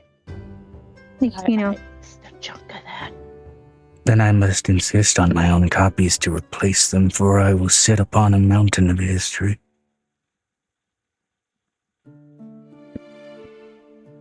Ominous pulls- child much? And what do you know? She pulls out what is a old Roman shield and hands it to the child. Takes the shield in the mouth, and it's very much that sensation where, like, you know, when you're a kid and you're trying to hold like the end of a paper plate in your mouth, and it's just kind of swings up at a lip a little bit. Got it. Do you want to keep that? Mm-hmm. Okay. That way mommy doesn't have to carry it around anymore. Can I get some book copies? Can I get some book copies? Okay, why don't you go ask your Uncle Griffin, because your Uncle Griffin has double the copies. Okay, what about the pancakes? I will take the pancakes to the dwarf, but you go talk to your Uncle But you Griffin. challenged while I me. do You that. said I couldn't deliver the pancakes. I can still deliver the pancakes. Then hand me the shield, and I'll give you the moments of like. Or I could balance a shield on my back, and then it's a big old table for me to deliver the pancakes, because I'm still small. Okay, you can try that. I'm gonna try that. Oh my goodness. I have a question. Is Piper down? Because Piper has like a short sleep schedule. This child was born yesterday and looks at yesterday wistfully with nostalgia. Oh my god. Jesus. I know we're trying to make Angel's children like age a little bit, but Jesus! No, he's a golden dragon. He's a sponge. Yeah, no, it's fine. And again, one of the traits that I rolled for this kid in terms of personality, stewardship, does not serve individuals, but rather serves history. I'm actively plunging that into the way they behave and their priorities. I mean, makes sense. And she doesn't look over at Griffin. And over. I have a question. Does he manage to get it to the table to this dwarf? Poor child. I'm gonna roll a dex save. I don't want to know if Piper walks into this. Consider how cute this is going to be. Piper, this is a very, very, very short creature carrying a plate of pancakes on their back. I don't hold even on, know hold on, where hold we on, hold on. ended up at the end of last session because I had to leave early. You ended up going to sleep in your actual bed. Okay. Oh, And your right. warlock ended up going to bed. You know what? Hold on. We're going to go ahead and smash cut to the Feywild really quick while that's going on. Okay. So, So I stayed home. I believe so. Feywild? Now, forgive me. It's been 2 weeks since you looked at me. All right, but did Venestra end up going back to Mochizuki Keep, or did Venestra stick around in the Feywild while Piper decided to conk out? She was in the Mochizuki Keep because she talked to me in the Mochizuki Keep. Right. Okay, and then also handed you your knives. Right. Okay. Yes. Yeah. Piper, smash cut to the Feywild for a moment. Okay. You wake up in your bed. Next to pick up.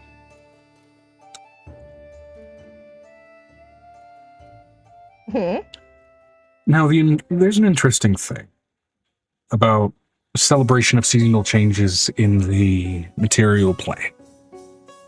Seasons are a very big deal, all the way down to being entire pockets of government in the Feywild. Spring is reaching its end. Walker is reaching the final days of his influence in the Feywild for at least a good while. At least final days of his lion's share of influence. And with that, as I'm double checking on the names of my own pantheon because I'm fucking great at this. Anon's influence is strengthening. You wake up and you find your usual comforter to be almost uncomfortably warmer than normal. Oh no. Which happens every time it gets close to summer. No matter what form you're in, even when you were in a summer form as an Archfey prior to getting that sort of little destruction adjustment. It always feels hotter in those following mornings. But then there's also something else to it. Something that feels distinctly biological. That warmth seems to be traveling up your chest and steadily into your neck. Go ahead and give me a con save with disadvantage.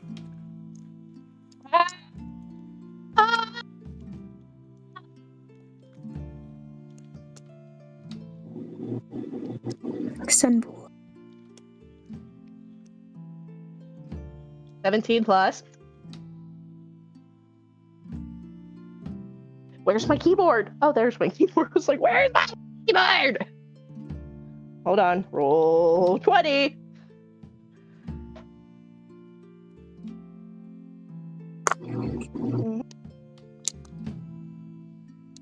Oh my god, can you just remember and not have me log in every week? Jesus Christ! No, because it has to make you sign in every single time. Every goddamn time. No! Hold on, let me see. My account? Could I click and just... No, whatever. I'll do that later. I'll do it later! Back. We're doing it live. Launching, so it's 17 plus.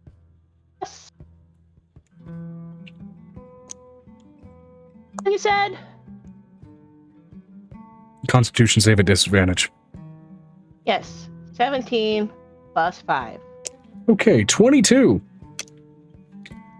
You have enough time to go ahead and quickly relocate yourself to another room with which to safely handle morning sickness. Pregnant again.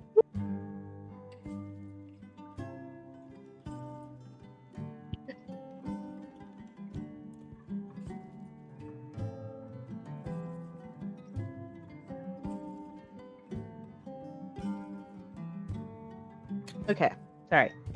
Interestingly, that sensation almost shudders through your body. You feel a disconnect with it. A magical radiation off of it almost. This was a reaction that came from within your body, yes, but you don't feel like there's anything growing within your body.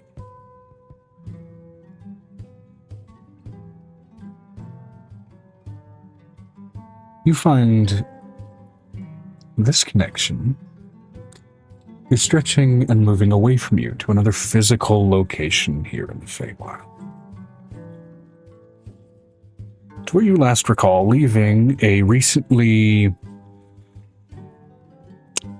let's say, liberated warlock. Given his brief connection to the inside of your body to go ahead and change his nature, it seems that there is some things that your body is catching up on. Oh, I'm not actually pregnant. You are being afforded one of the many abstractions of the way the Feywild operates, except this time, you can feel, as you finally drink some water to clear yourself of what you just refused, that this was entirely your fault. But, if anything, at least does mean it's likely good. It means that that attachment that warlock now has is very much bound to you, and at least in a magical sense, his mother has absolutely been replaced. But then that also creates its own massive can of beans that you're not sure if you're ready to crack open. Well, I did tell her that he's my kid now, so I guess I gotta do what I said I was gonna do.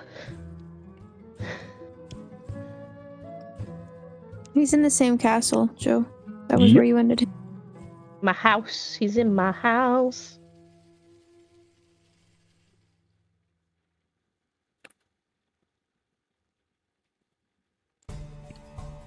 So do you venture down to meet him? Yes, because Nani the fuck. Yeah. You might want one of your mom's muffins, too, to help everything calm down. He's like, Nani deska fuck.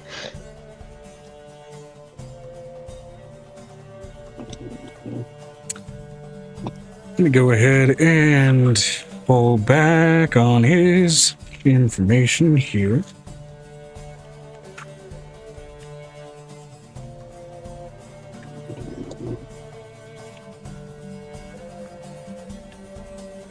Good.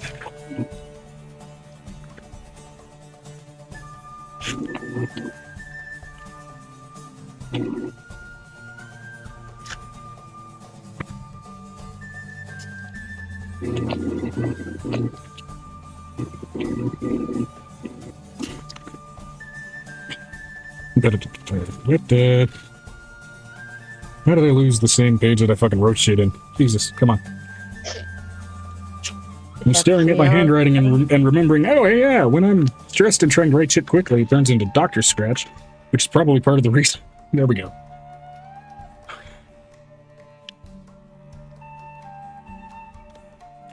Venturing down, you find Zethrin. Still those fey horns present on his head, and very much that sort of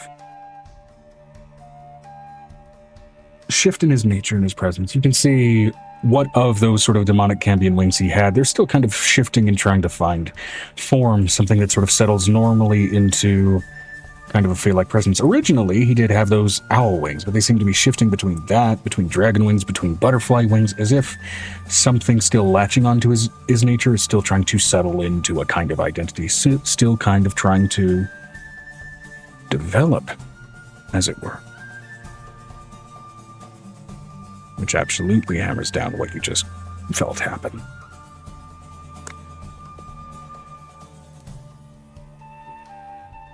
You have to decide what he looks like. Well, hello. How are you doing? I didn't sleep. Not a wink, because I don't... time feels weird. That's the Feywild. But it lines up with the material plane wherever Angel's Castle is, so... Cool. Meaning if we ever go to Ormer, suddenly we go hundreds of years in a day. Oh, Hundreds of days in a year. lovely. Or something like that. I forget. It's all wibbly wobbly timey wimey bullshit. Yeah, this wibbly wobbly timey wimey bullshit's making me sick. Yeah, I'm sick too. Just pukes in a bucket. Well, right. So, yeah, it's weird because, see, like, there's this whole thing's on like a floating island. I look down and I see one pelican-looking fucking thing that has like eyeballs all the way down its back. It's going slower than an ant trying to move through molasses, and then bulleting right past it is something that I'm assuming was a bird, right? Time flow just seems I'm confounded by all of it. Essentially, you probably just saw them going from one court to another, which causes weird shit like that. Right, and then also, what the fuck is going on with this heat? It is muggy as shit all of a sudden, and it wasn't yesterday. Yes, Walker's influence is waning as... Hold on, I forgot who you just fucking said. Anna. Hold on. And Anand's Lord of the Summer Court's influence is starting to gain, and he likes to shake it up by making it get hot the first few days. He also live in a boat. The whims of this plane of existence and whether or not heat waves happen are entirely based off of the mood of a temperamental archfey. Now you're getting it. Great. Cool. Okay. You'd think I'd be used to heat. Right. Being a Cambion tiefling, but it seems like some of those resiliences that I had been afforded are notably absent currently in my new state of physicality. Heat is now a problem it never used to be. I am very sorry about that, but it was either that or you stay being, a slave to your mother. Right, I'm not complaining about that. I'm trying to adjust, and it is... Heat's a problem I've been getting. The shivers and the shakes. Cold's more of a problem than it's ever been as well. Yes, because I'm guessing he has no clothes on. He's got enough to keep him modest, but at that, it's like you are seeing this, again, extraplanar influenced body just completely slicked with sweat. He's a dripper. I have a question. Can I do a medicine check to see if he's, not getting a fever or some bullshit? Well, with that, and this is what prompts it as well. Also, toxins. They were never a problem. I never got sick in my life, right? None of that was ever even anything, and now everything smells like I'm about to choke. Go ahead and roll that medicine check with advantage, because what he's also explicitly mentioning here and now is his resistance, at the very least, to both disease and poison are also now absent. And if you've known that for your entire life and are suddenly lacking it entirely, it's like 22? you just woke up this morning after 5 rounds of chemotherapy. 18 plus 22. Yeah. Dude is experiencing every common seasonal transition illness under the sun. It's a flu, it's a cold, it's everything. Because his body's never experienced it and never made antibodies against it because it's never had to. Oh, and you left a lot of that research at Ingo's house. Come with me. I'm gonna go inject him with caffeine juice. Yep. With my cow face. I know I have a coffee for cold somewhere. That one would be good, considering, but you left a lot of the research you had at Angel's house for a lot of the other seasonal diseases. Yeah, it's always a fun question to think about when you're a DM of okay, so what happens when you as a species are resistant to disease and then suddenly lose that? What the fuck happens to that? And what does that do to your body? Fun questions to answer. How many vaccines am I gonna have to give this motherfucker? He's a little bit behind. He's, if you consider behind by having never even started the race, yeah. Yeah, the counts. As time is passing, you're basically going through a gauntlet of shit to inoculate him against, even like a split second of realizing, wait, shit, is he getting the mumps? And then having to fucking nick him for that. And it is very much a cavalcade of you showcasing in a moment of desperate oh shit why you've chosen the path of being a medical archfey. Like, come with me and you'll see a world of not OSHA violations because OSHA doesn't exist anymore. Come with me and you'll see a world of pure sterilization. There you go. There you go. Wouldn't it be a world of full inoculation, considering Full getting- inoculation and pure sterilization. I mean, both of them kind of work. Yeah. In a world of full-on inoculation. That's what she's Yeah, gonna you are sing all the having way. to inoculate him against shit that hasn't been a problem for centuries. Yeah, I'm just no. gonna walk him to a room. Then I have all this shit and go, okay, this is gonna suck. Yeah, and so with this and how many things that you are having to put into him, you're wondering if also part of the void that was left in that infernal influence leaving him, you are also filling part of that empty jigsaw puzzle, now with just drugs. As much of it as you can give him. Here's all the drugs, here's all the coffees that also will make all the side effects of the drugs go away. You're gonna be high for some time. So yeah, I will give him essentially the entirety of rounds of shit you're supposed to have at this point. Yeah, which notably, given that some of these are also Feywild specific medications, given that some of the diseases he's getting are Feywild specific illnesses, some of the brief side effects include radical changes to his skin tone, even into the neons and technicolor. Does he turn invisible at one point? Oh my god. Say that again? Does he turn invisible at one point? Briefly, yeah. And whenever we're done, I'm gonna give him a coffee. You're gonna have to be in love with coffee if you're gonna be my warlock. There's another reason I didn't sleep. Jeez. One nostril is leaking like vibrant glowing green shit. The other is leaking like vacuous purple shit.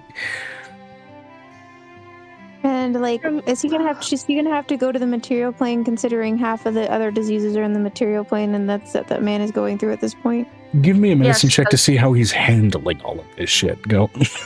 Like, you have a passive medicine, but even after I give him the coffee of relieve drug side effects. oh yeah. This is introducing the pantry into an empty petri dish, right? 14 plus 22. With each and every one, and it also may have something to do with your proximity and the title actually having some level of magical influence that's starting to seed, he's steadily adapting better and better with each one you're giving him and looking more and more, I mean, as normal as you can look for someone who's effectively now a Fey mutant, right? Yeah. Yeah, what would half a Fae be? I mean, that's what you're discovering with each and every injection. But that's the question I have, Amber. Yeah. The material plane diseases, the ones that you have to have in the material plane, are in the material plane. Yeah, I was gonna... Which, those were the first initial clue-ins of him being sick, him having and experiencing those, because especially since most of his time was spent in the material plane, it seems like he's been a carrier for a lot of them for decades. Yeah, Just but never I been don't affected. I don't have the material plane vaccines because every time I store material plane vaccines in the Feywild, they walk They act off. weird. Yep. No. It's kind of a wild thing seeing a syringe grow legs like Fantasia. It's only the material. It's only the. I'm gonna go stab somebody with whatever's So we in had my the body. We have to start storing the vaccines at Angel's place because only the material planes vaccines walked away. The Feywild vaccines, they stayed put. Yeah, inoculating him against the phase shit seems to have somewhat stabilized him for now, but now he is a case of just being a horribly bad flu patient. And that's just because that's the dominant illness among the others that he has, which you're seeing pockmarks across his skin, fucking chicken pox and shit that are showing up on him. At the age that he's at, it should be shingles, but shingles would only happen if he's had chicken pox before, right? No, it's still the same thing. It's still shingles. Shingles are still the same. True. It doesn't. It presents differently for children than it does adults. Fair enough. Man is looking rough either way. How tall is this man? Well, formerly when you first met him, he was about 6'1", and since you've been inoculating him, his height has been in flux. So I have a question. I don't think he's gonna walk, so I guess I'm gonna fireman carry him to the material plane. Let's go. I have a question. Is that about my 4 a.m. thing? So that way at least Piper can meet me halfway going back into the house. I mean, with time manipulation, sure. It is very much, you're going to be my prime warlock and my project. Oh, but first you have to be my burden. No, but first I have to be your mother. Yeah, so I'm just gonna carry him to the material plane now. And so passing through, and very much kind of passing by, I'd say, Violet, as she's, passing by carrying Cassie on her tail, the dog carrying somebody right next to Piper, carrying somebody who is objectively sicker than a dog. Which, by the way, he is also wrapped. Oh yeah, couple of wrapped up individuals just barely hanging on the edge, in different ways and different meanings. That's what I'm talking about. I'm talking about Angel coming in with the bassinet, considering it'd be about 6 a.m. Yeah, which is, I'd say you encounter Angel on the outside when you're kind of passing through the tree, and on your way in, you would be able to catch and encounter Violet. It's whichever one you interact with first, as of course Violet, you immediately catch this sicker than shit Cambion Fae thing, man. Just, it looks like he's squirming over the fireman carry of Piper's shoulders until you realize his size is literally shifting actively over her body. I'm letting you know Violet's gonna get food, okay? Angel's following Piper, considering what the fuck is going on. Apparently, when you go your whole entire life without vaccines because you're immune to diseases, when you suddenly are no longer immune to diseases, this shit happens. I just random pulled the Fae inoculations. I had to get the material ring ones because those are the only ones left. You're immune to diseases, which means you have a 3-foot thick steel gate in front of all the infections. Suddenly, somebody ripped off the whole fucking wall. So we don't have to worry about the divine pox. You say that, I'm gonna roll. Megan! Rolling a con save for this man at disadvantage. It's still an 11, and he does have a decent benefit to that stat, so okay. He's okay. I'm pretty sure considering he is not divine. Anyway. What about scale rot? He's not a dragon, so he shouldn't have that.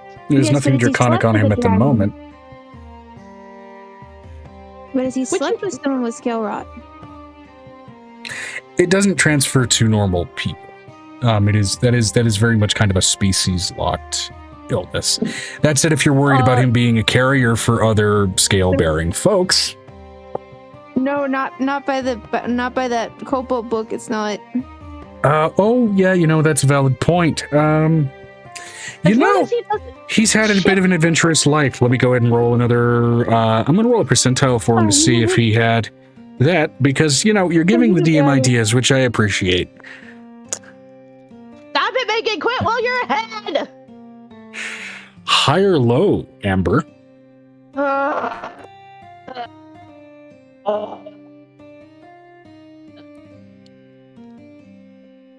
Y'all y'all didn't hear half of that groan. I'm just saying that now. Y'all didn't hear half of that groan. Low, because it was a 5. 92. As you are carrying him, you are watching bits of skin and flesh flake off in the worst case of necrotic eczema you've ever seen. She looks over, Nicodemus, can you take the kids over there? I'm gonna help Piper at least now inoculate this guy real quick. Yep. Considering I'm one of the only ones that knows how to cure scale rot right off. And actually, real quick, there's another particularly nasty D&D illness that I need to look into. Hold on here. Oh, great. Hey, Piper. We also want to check him. Did we inoculate him for vampirism just in case he got fangs? Not yet, because the viral vampire one is still here. I haven't taken that one to the Feywild for fear of it. Glad you haven't. Glad you haven't. That one is so weird. It whispers funny. Yeah, I don't look.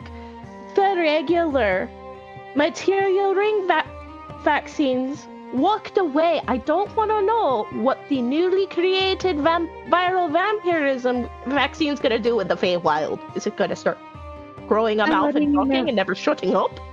It does talk in old Romanian. I'm just letting you know.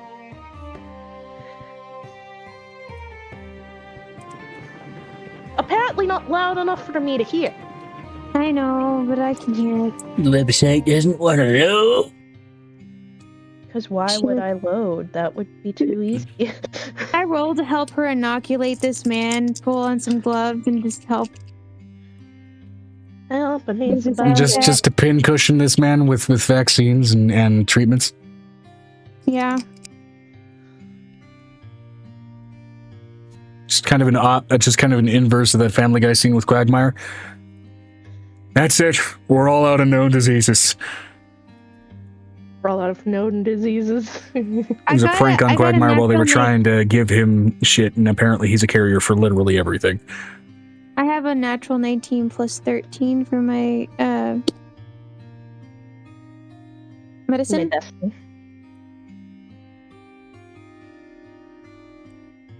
I'm inoculating my child. Hell yeah. I was talking to Dusty. Like, did my assistance help? I really want to be able to be in help. It is helping, although one notable problem that comes up that you are able to feel on proximity alone before he gets inoculated for it. Avery is suddenly a mental presence that is in your proximity feels like a fucking blazing inferno, to the point where you have to shield yourself off like shutting a window against a hurricane.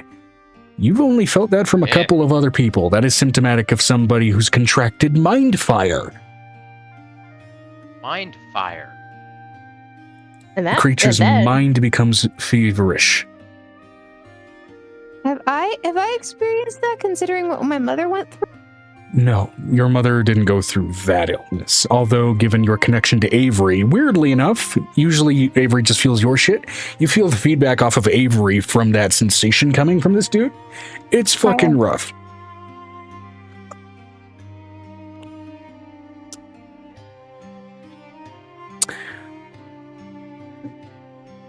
Which, notably, you in particular, Avery, you would know that Mindfire is a disease that very much in its operation kind of consistently puts somebody under the effects of something similar to like the confusion spell, where they've got a list of things that they can do that mostly are very counterproductive. Prolonged and untreated exposure basically acts like fever-bound Alzheimer's, and it will burn out your brain. I do remember. So do I know what this disease is from just being in proximity for that? I'd say you were able to cue that and click that immediately, kind of from your proximity with Avery. This is not common shit to get. Do we have a vaccine for it, or do I need to work on making one? I'd say you'd have to work on making one, but given Avery's own experience with encountering it, I'd say you have advantage on putting it together. And Avery, if you want to jump off and help with that, given how sketchy something like that being nearby is, you absolutely can, and you will provide a decent benefit to that DC. Okay, yeah, I'll help. Like, oh, I don't like this brain fire shit. Where are you? Where are you? Let's fix this. I'm so sorry. Natural 19 plus 13. Alrighty. 19 plus 13. That is a, what, 32? Yeah, but do I get an assist from Avery to get some additional points on that? I mean, Avery, you can roll yourself, which will therein further lower the DC, or you can go ahead and just give her the help action, which will give her advantage. She did already get a 19 on her natural roll, though. 20 plus 22. 42? Rolling. 32. So this will be a medicine check. Whether or not you're proficient with it, your DC naturally is a little bit lower just because of your awareness of the illness and how it operates. I need to pull up roll 20. But I rolled a natural 3, so let's see. You got a number of inspiration die you could potentially use. Yeah, You I said- might just do that. Because last thing we need is an outbreak of Mindfire. That would not be fun. Yeah. Assist. Punch game. I'm gonna let you know, because Piper's probably filling in with everything else. I'm gonna try to work with Piper and make a new vaccine, because we're gonna try new things during medical, something we can actually do is what my character is. Of the things he's been exposed to, this is one of the only strictly magical natured diseases that he seems to have come down with. Other You're than the so scale lucky. rot every time the too. dragon scales appear. Yeah. Other than when the dragon scales appear. Okay. So I got natural 20 and plus 3 for medicine. So Okay. soft 23. It does lower my DC. Crit. I'm going to go ahead and say how that crit goes for you. So especially with your recognition, this is you very much kind of bursting into the room and politely as you can, kind of shoving the other two out of the way. As not only do you remember seeing this disease and seeing how it was treated, but you briefly came down with the short-term version of it and got your own inoculation against it. You know how that felt. You know how it was. You know how rough it was. You also know what that vaccine was made of and how it felt to have in your body. And you are being a massive helping hand in guiding the other two and putting that shit together fast. Nice. Nice. We're like, oh, well, we now got a way to inoculate the world. Piper, curing the world one inoculation at a time. No, Angel's also like, we need to make sure we have vaccines on file, considering what past was. That I'm letting you know. You think you're like, I'm gonna do it one thing at a time. Angel's like, Well, we I'm need to saying do all of this. We've already done the like old world stuff. I'm talking about like the magic shit. Yeah, of the shit that he was like material plane a carrier for, one of them was bubonic plague. My God, it's a good thing I wrapped him in plastic. I was like, you know what? He is hazard. Wrap in plastic. Angel hands him the inoculation, considering that's one of the ones she helped with. She likes disease as far as the disease goes. Yeah. But I'd say through probably a good sudden early morning interruption, hour of intervention, you are confident that you've inoculated this man for everything that there exists an inoculation for as far as common diseases and fey diseases, and at least in terms of that, a rarer magical disease. Magical diseases, explicitly speaking, you feel confident you won't need to find inoculations for with this man, especially given that he is now in a state where he seems stable. Should another magical disease pop up, it'll just be good for everybody to figure out, but he's covered. I'm supposed to do the viral vampirism. Might as well play it safe.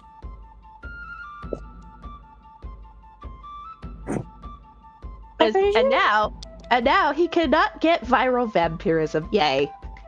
I have a question. Piper, did you ever possibly think that he's going to be like you, where he fluxes based on his mood, considering what you are? Possibly. It just, Now, with that, given through all of the inoculations, his height was in flux. Real quick, I want Piper to go ahead and give me a D4. This is going to be baseline height of 3 feet plus whatever that roll is. 3. Okay. So he's naturally 7 feet tall. I'm gonna roll. Go ahead and roll me a D12 for 7 foot what?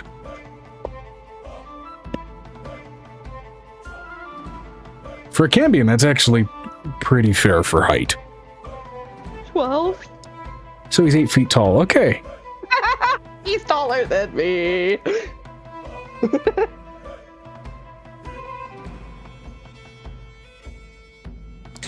Now, sorry about that rush for all the mechanical shit. Y'all can get back to actually interacting with each other. That was very much kind of a rush of, oh god! And needed to be addressed.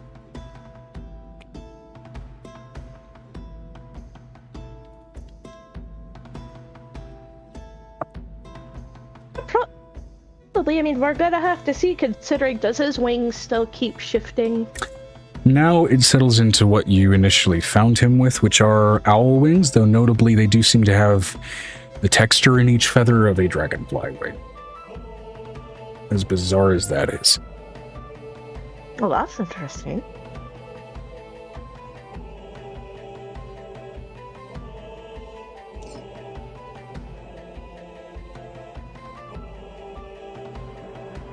Good news, but I'm gonna go and handle my news. News? Yeah. What? I got stuck in the warlord's camp. Y'all pulled me out of it twice. Haven't had a moment to break. I brought those eggs back to life that were dead. This is also where you do now spy that.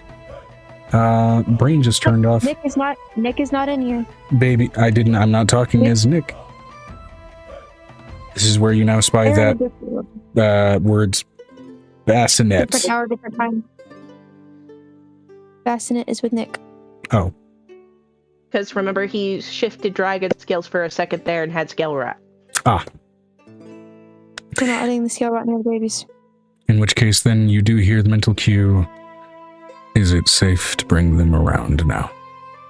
You can. Okay. Have you pumped that person full of enough drugs? Yes, and the magical scale rot had to be taken care of magically. It's in a magical inoculation, it's not normal. Correct. Real so? Oh, are you gonna tell him y'all's feat of Mindfire vaccine? I've only heard of it. So the seeing that actually happen was intense. She looks over at Avery. You should probably go back to bed, dude. You also caught it quick enough that you didn't actually have to see what it actually looks like to have it. Aside from the brief sort of shared fugue memories of what it was like seeing Avery have it, which was very much kind of a... It's like that very heavy sort of like fever confusion where you're not sure what reality is in that moment, but it's that like constantly. So even when I went over to the other side of the Underdark, I didn't experience or see any of it, like the after effects of it? No. That illness specifically is particularly rare. As far as the explicit source of it and where it's found, I mean... You've heard some theories that it might be mind flayer related. It might not be. It might be fungal, for all you know. It is a really uncommon occurrence. For all you know, it might be psionic, for fuck's sake. She pulls out, she opens up the bassinet. I have 2 baby white dragons. they're curled up in their little container. You're so pretty. Let me first go wash myself. Let me go sterilize myself first. That's what Griffin I walks already out, mid-decorating, snaps his fingers and prestidigitates the entire room, including the people in it.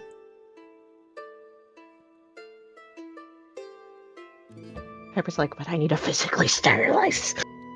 Then go take care of your don't go words. Go take care of your impulses. Just needed to get that out of the way. So, I'm busy doing some summertime decorating. What the fuck happened? Crazy stuff. Did it? Nick's Yeah. on his way with the bassinet and a couple of the cutest and ugliest baby dragons I've ever seen. Hey, don't be mean to them. I The say- gem dragon also can't lift its head either. I say that with the utmost affection. The gem dragon can't lift its head because the gem dragon has a big ass gem in its head. That's why their necks are so thick when they're adults. But its head is like it looks like one of those dragons, like not dragons, one of those dinosaurs from back in the day. Literally has his like the giant egg on top of its head. Yeah, except this one's got wings. But Yeah, but wings that can't hold it up for shit, right? right. I mean, this medical room seems remarkably undecorated. It's a medical room. It's And where a we festival's remember- coming up. I'm just saying. No. Look, back in Piper's my like, day, "Absolutely not." Well, I don't give a shit about your day. We're not back in your day, are we? No.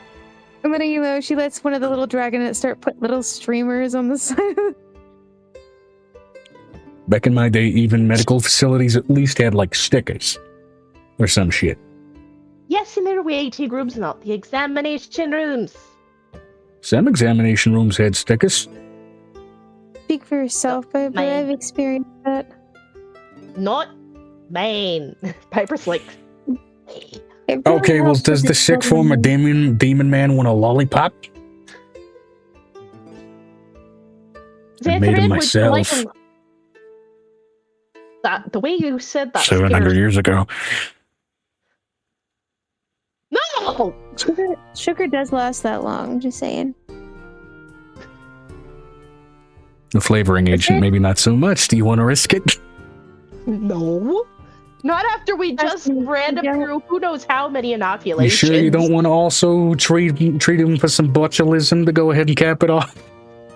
We did We everything. already got treated for botulism. Okay. Everything. Also, hi Avery, how you doing? That. You want a lollipop? Take it. I need to get rid of these fucking things. And he leaves the room. Sure, I'll take one. Does Avery go back to sleep at this point because it's still in the middle of the night? This is before breakfast. Yeah, this is like 4 fuck off AM, and then you proceed to wake up for your candied bacon and shit after this. Kind of in that moment, I'd say, of drowsiness, of kind of wondering, wait, was that whole disease interaction a dream? And then slowly, as you come more and more to consciousness, it's no, that was just a fucked up early morning. Nah, that wasn't a dream. Angel looks over at Piper.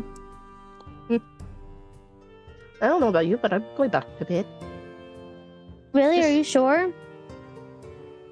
I woke up You to don't want to meet vomit. them? I wait a second. I woke up to vomit. The only reason why we know this was happening because I woke up in the middle of the night to vomit. And Nick finally wheels in the armored bassinet. He's so cute.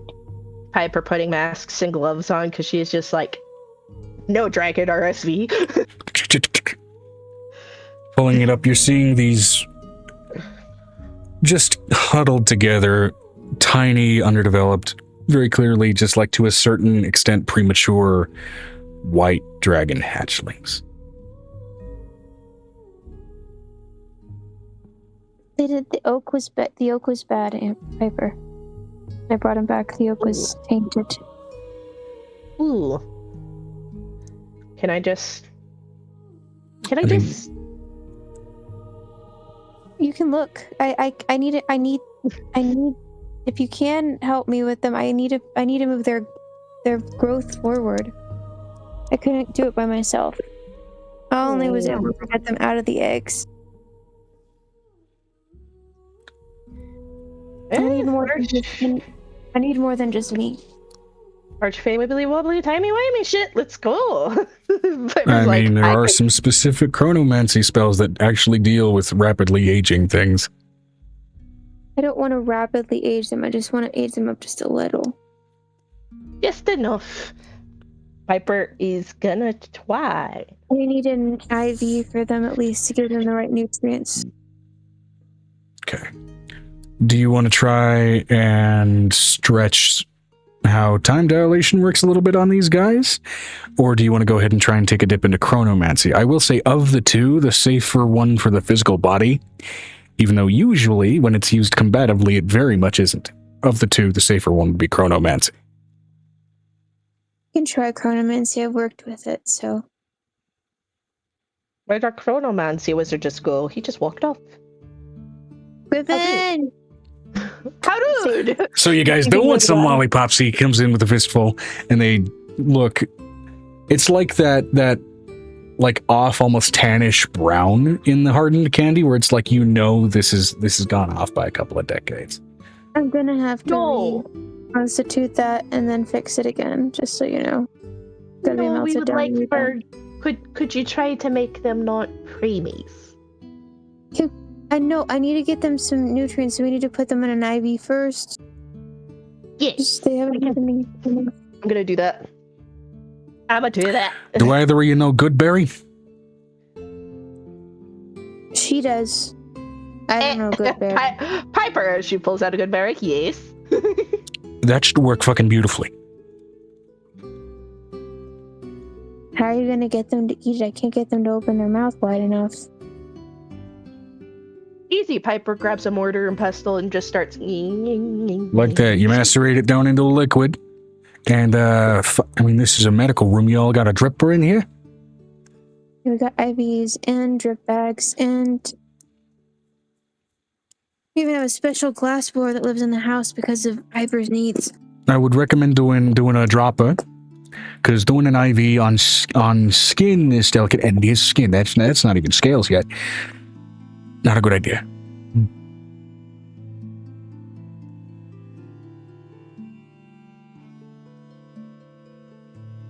This is coming from a guy who walked around as a rot bag for thousands of years.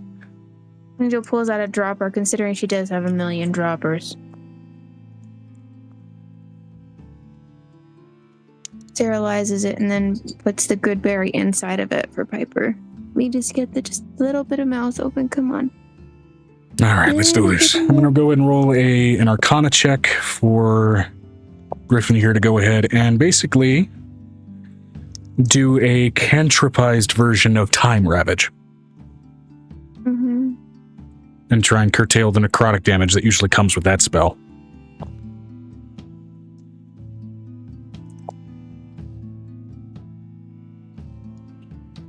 Okay. Yeah, that meets the DC.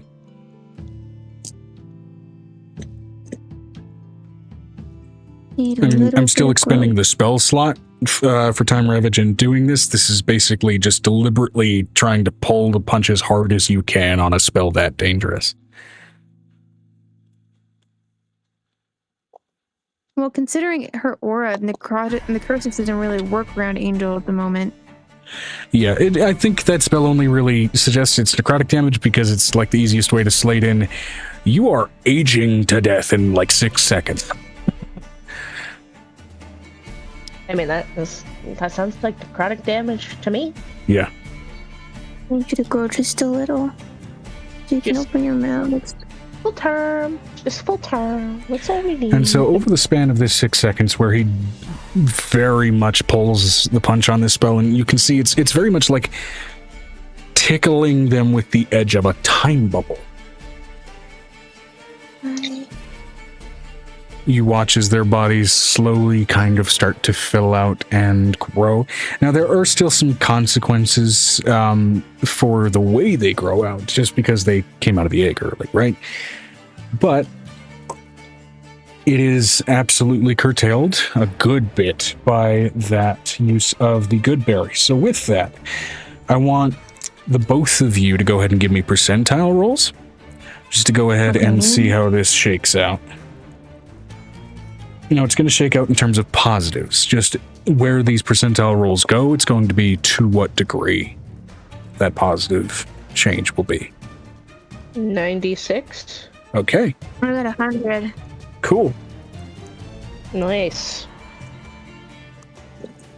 All right, and Griffin's roll for the strength of that time bubble was a 28, which means he doesn't suddenly time fart these guys into adults. That's all I need. I'm not understanding anything and having to poop and pee as adults. We dealt with enough of those in our own lives. But What? I might be speaking a little too much on personal experience, but I digress. So, My brain just tapped out for a second.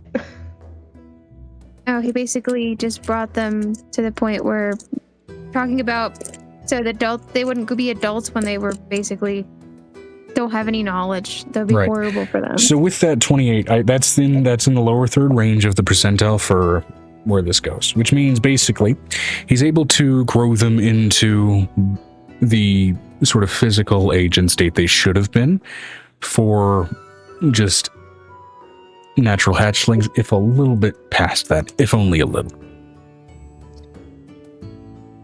They are by not any stretch, kips or kids yet, but they are still very much kind of a physical state of hatchlings.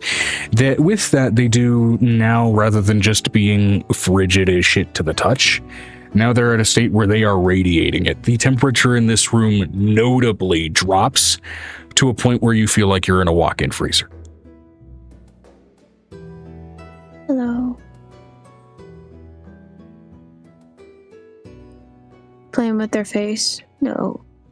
And they both nuzzle into you a lot more strongly. Now, the interesting thing about Time Ravage, it's not a time bubble where you suddenly experience all of that passing time. It is your body has aged itself, right? Your mind doesn't go with it. So they are still mentally exactly where they were right when this started. You're okay.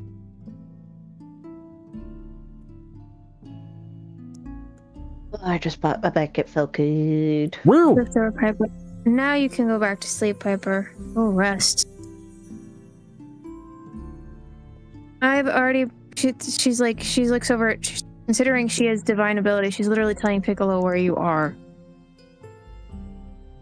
Yeah, because he's essentially one of yours, so it just makes sense. Yeah.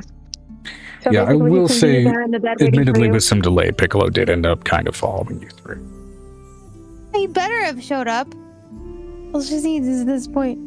Because if nothing else, it was very much a fake chaos of like, I have to see where this goes.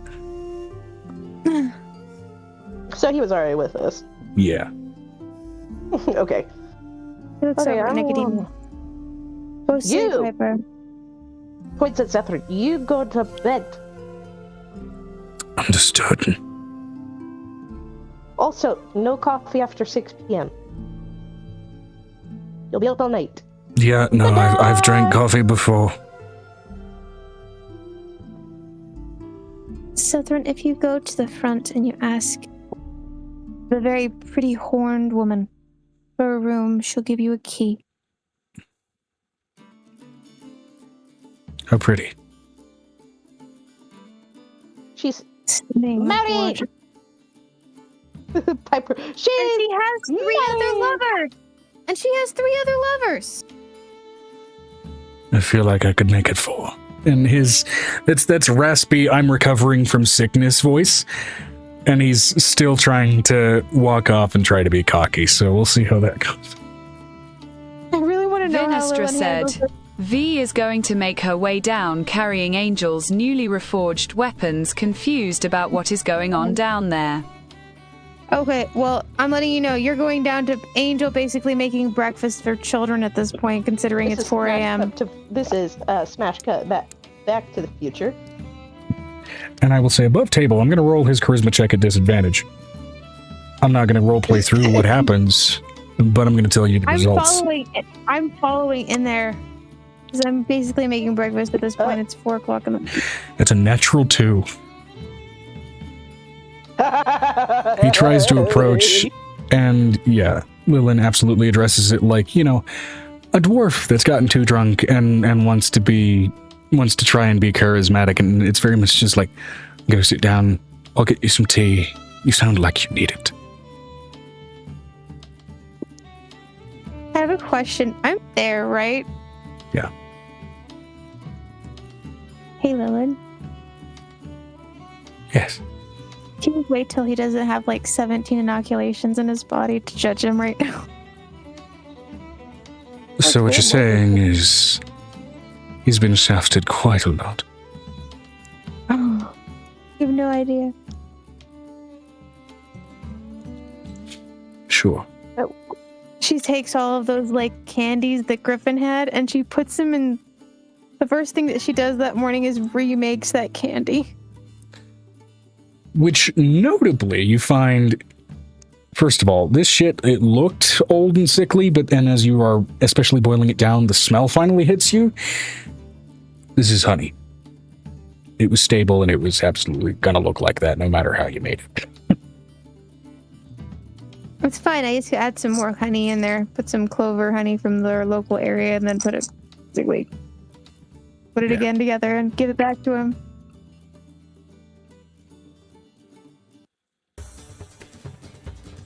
Fantastic. And I'd say So at this probably point, amidst that process, now at this point, Venestra meets you with your weapons. I have a question. Does Venestra see the gold dragon trying to deliver the pancakes? Which one does Piper walk into that, or does Venestra walk into the baby dragon basically trying to deliver pancakes with a new Roman shield on its back? I think earlier we established Piper was encountering that, but given that it didn't make sense for where things were placed, I'm going to go ahead and say... I'm going to go ahead and say, Venestra, is your passive perception anywhere below a 12? I sincerely doubt it, but just in case. Venestra said, nope. Yeah, I figured. Yeah, no, you notice the small golden dragon that's using a shield as a tray, walking off toward the restaurant with a plate of pancakes on that shield tray, stumbling and trying to balance it as much as he can. And this is a hatchling doing that, mind you. They're a little older than a hatchling. They're at kid age. They're at kid age, considering we have aged them up a little bit. Oh, yeah.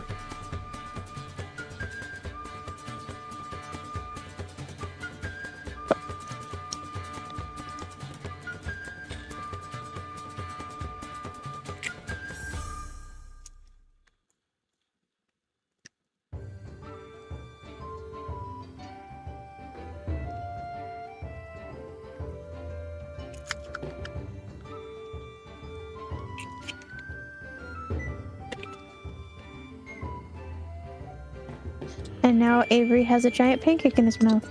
Woo. Uh-huh. Big old fluffy pancake.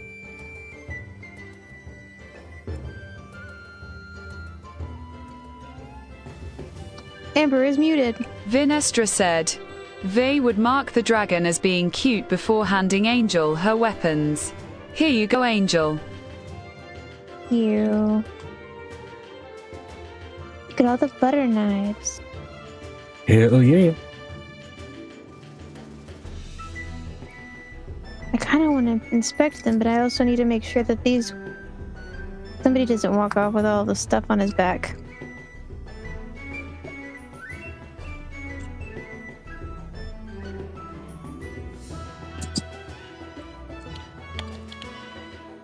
I think Auntie Piper has met any of the baby dragons.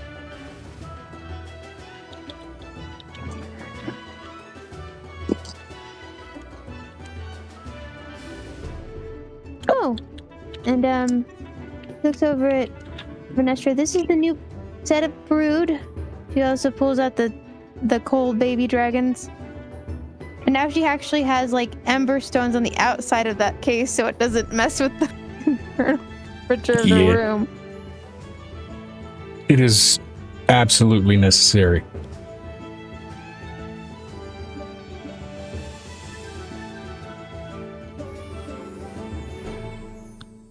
My leg is asleep. God bless it. All right. I don't know what's going on with Vanessa, if she's typing or not. Let me see.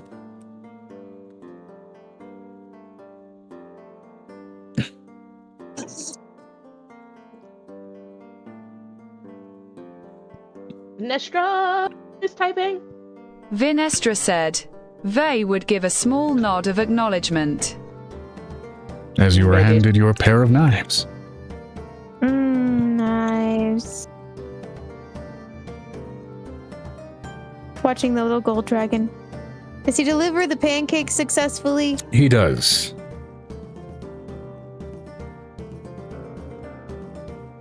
To which dwarves are very much amused by it. This seems to be a little bit, certainly an inversion, definitely an old tale, very much tied to dwarves, gold, and dragons. Can you do me a big favor and shift Fafnir's into your gold. human? She looks over this child. Can you shift into your human form, please? At least the bipedal form we discussed. We worked on that. Y'all finally managed to do it yesterday. He does his best to shift, and what he ends up shifting into very much is still just kind of like a little golden dragonborn toddler. Which, if you don't really pay much attention to it, it very much just kind of looks from the outside like he just kind of decided to stand on his hind legs.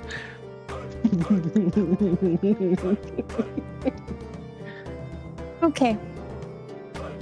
I need you to go put your shield away in your hoard. And then I need you to go and come back.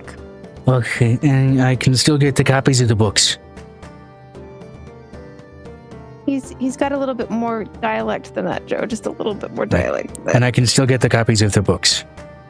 Yes, you can still get the copies of the books. I must insist. Oh yeah, because he sounds kind of like Riley a little bit. I must insist. She looks over at him.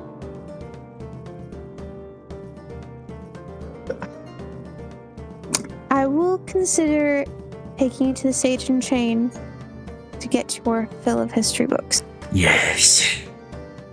But you can't hoard them all. You only can hoard one copy of each book. I only ever need one copy. Why would I have multiple? If I want multiples of things, that's what the coin pile's for. It is what the coin pile is for. Each child gets at least 3 gold to start with. I demand a gold per book. That is not how it works. You My earn scales more are money. gold. By that alone, I should be entitled to more gold. That's not how that works. It should be how it works. Do you see this? Do you see all these people that are working here? Yes. Do you think this is a free ride? Maybe. Dragons get big gold piles from somewhere. They have to work for it. In exchange for not burning down villages.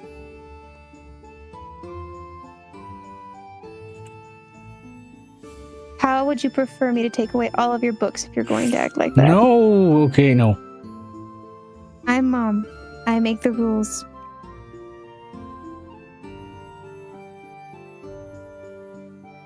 And that is what Piper walks down to. I'll take the 3 gold. And He already has books. 3 gold to start with. So he's just like, that's a start. And he's very clearly trying to imply that he doesn't have the 3 gold and wants 3 more. Okay. You know how you can earn 3 more? You can earn those 3 gold? You can go pick up the dirty cups on those 2 tables. I just delivered pancakes. Is that over 3 gold? Nope. I propose out the spray bottle. If I- Listen to your mother. Hey. If I'm gonna collect cups, then I demand that I keep a cup. Nope. You want your own cup, you have to ask nicely, and I'll get you one made. If I'm It'll gonna be made collect of cups, gold. may I keep a cup? Not from our kitchen. You'll find one of your own. But I want to be reminded of the job I did when I'm big and scary. There's a thing called memories. Piper hands Angel the spray bottle. But I like having a physical record of the memories. Okay. Let me put it to you this way. So may I have a kitchen cup? If I pick up all the cups.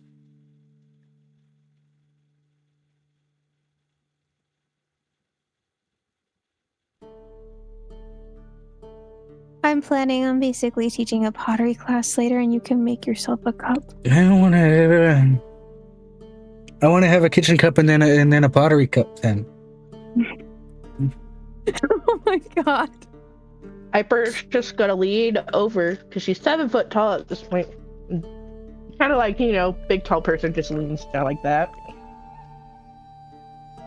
Your mother said no. And a little bit of that mask kind of pops out of existence, the bird mask.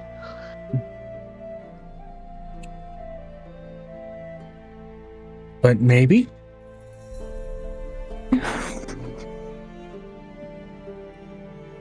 Mask with the blue fire eyes. With a slightly deeper, more upsetty spaghetti voice. No! I'll go collect the cups. She looks over at Nick. And I don't know if I like Piper. And he's saying that with his head down. She What'd he looks over say? at Nick. I don't know if I like Piper. She looks over at Nick. Please, Nick, please. Nick, please. Please what? Please handle the circle. Please. Golden Dragon, he's wanting to start his horde early. I figured that would happen. Piper Nick, puts her we face back cannot have a kleptomaniac in this house. That's why he was asking. I mean, he had to stop demanding, of course. It's progress. But he also needs to learn the word no! But he's not learning the word no from me. I need Dad to enforce. Be the enforcer. Looks over. Auntie Piper shouldn't have to be the secondary enforcer. Yeah, you know what? right I'll now. let someone who speaks his language be a proper enforcer. And you can see Navarre doesn't really slink out of his body as normal as much as just kind of detaches from his shadow. Never seen him do that, and it's kind of hot. Get a room! It's our Yeah. house. Every room is our room. Technically. I could bend her over one of those tables in front of all these dwarves if I wanted to. Nope. She puts her hand over Nick's neck. Nope. Yes, sir. It's totally possible. Nope. Could totally No, do. we could She later. says yes, and she said no. No, later upstairs. I Upstairs understand. later. You know why I'm saying this, right? I understand it. Because you're mind to embarrass in front of your friend. I know, and you're doing a great job, but she's also my sibling. Please don't do that. Understood. And he pats your head. I've heard worse from Aqua and just grabs a bag of chips and walks out. I have a question. The changeling dragon that is Vinistra almost said, wild. "So, as fun as your two's flirting is, we do have a time hag to handle." No, you gotta hit the fire hag first so you can beat the time hag. I hear the whispers through the wall. It's in the goddamn wall! Adam doesn't stop talking about things that everybody has to do.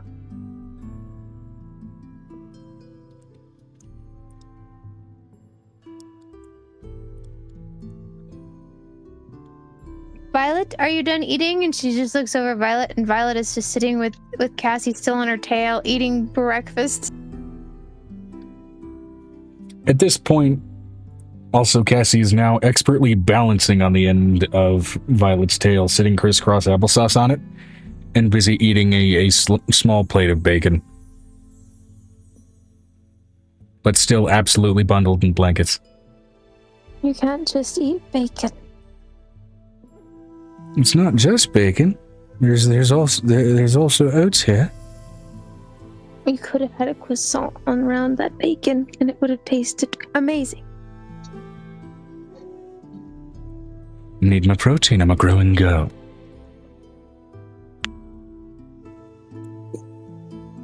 You know what? That is what all of the men in my life have said. All of them.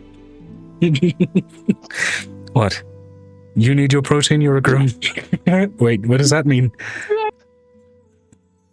I see they're a growing boy, she says from across the room, because she goes and joins Avery with her breakfast being chips. Because she's just like, I need something slightly non-nauseating. Angel is stuffing her face for the first time in like 3 days. Or it's like what it feels like. And that sort of window where you're able to request specific things of the kitchen is steadily closing as the more buffet layout is steadily getting put together and the dwarves are starting to steadily approach it. I have a question. Are the kids ready for school, considering that would be what's going on right now? Oh yeah, and all of them are also to a certain extent, and you know absolutely this is Farrah's doing because she used to do it to you. All of them are festively decorated in preparation for the incoming festival. There's so much green on all of them. I know Walker is going to love that. As well as Anne. So, let's get ready for class. And head off. She sent them all off through the door with Kismet. Kismet, after school, I would like a report on how the 2-year-olds are doing, considering they're going through like a Montessori type school right now. Yeah, understood, Mom. I want to know if they can pour a cup of water. They're getting there. At least they can spell apple in their name. And you don't need to worry about me crying over my ex anymore. Dad made sure of that. She looks over at Nick. What did you do? What did you do? What any father should. I decided to be a father. What did you do? He pats your head again and walks off to go ahead and collect a cinnamon roll from the buffet line. That's an old dragon hide. I want it. Shh. He did what any father should as she takes a sip of water. We'll talk about it when out of public. Please tell me you brought the horde back.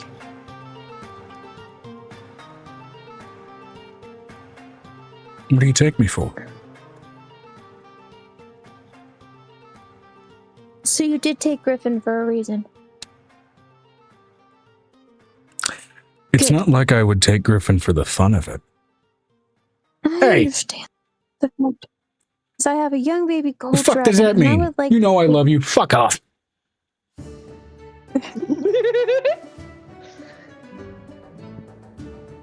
Anyway, so Fire Hag, I've heard? Fire hag. She looks over at her younger sister. Do you want to fight the fire hag, or do you want to fight the other one? We need fire from the fire hag to defeat the time hag. If I want to kill a hag, then I should probably have practice, shouldn't I? And weapons. Lots of weapons. That's assuming killing the fire hag is the route. Usually is. But sometimes Usually they're is. nice enough to give you what you want. We don't know if this one is nice or not, do we? Not No. that I know, but my experience with hags is limited, so I would refer to an expert. Based on at least Well, personal experience, most of them are pricks. My personal friend, who's also a hag, is actually a very nice lady. Nice to you, Said maybe. this is on our list. Nice to most, Yeah. actually.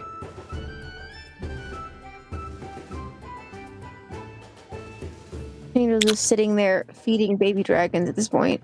I really Maybe like these frozen blankets.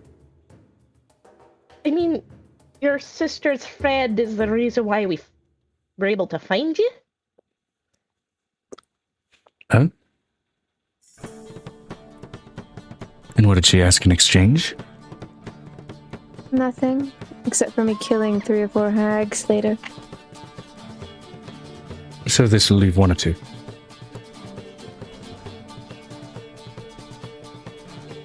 I have 3 other Well, ones to sorry, kill. 2 or Doesn't make 3, them really. realize Depending that. on if the fire hag decides to not be...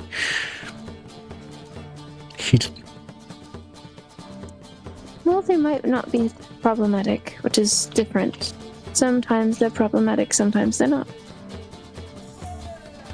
I'm letting you know the code we follow by is if they end up hurting children, we kill them. Also depends on if you want to start an interaction by swinging your dick around. They tend to be less polite when that happens. I mean, neither gets a Belrog. We don't Or not Belrog, swing our dick. Belrog. Yes. Angel's like, just halfway through eating, starts giggling. Because Piper's like, I have a bigger dick than you. Has created the Bone Throne. I'm gonna be honest. Looks over it. That Burlgura dying as fast as it did had me really debating changing the BBG of the campaign to being the Burlgura, just like heavily mutated after that point, and purely spiteful over getting nuked by a fucking gnome. No, you already handled the Burlgura a second time. There's not gonna be a third because you handled it in the abyss.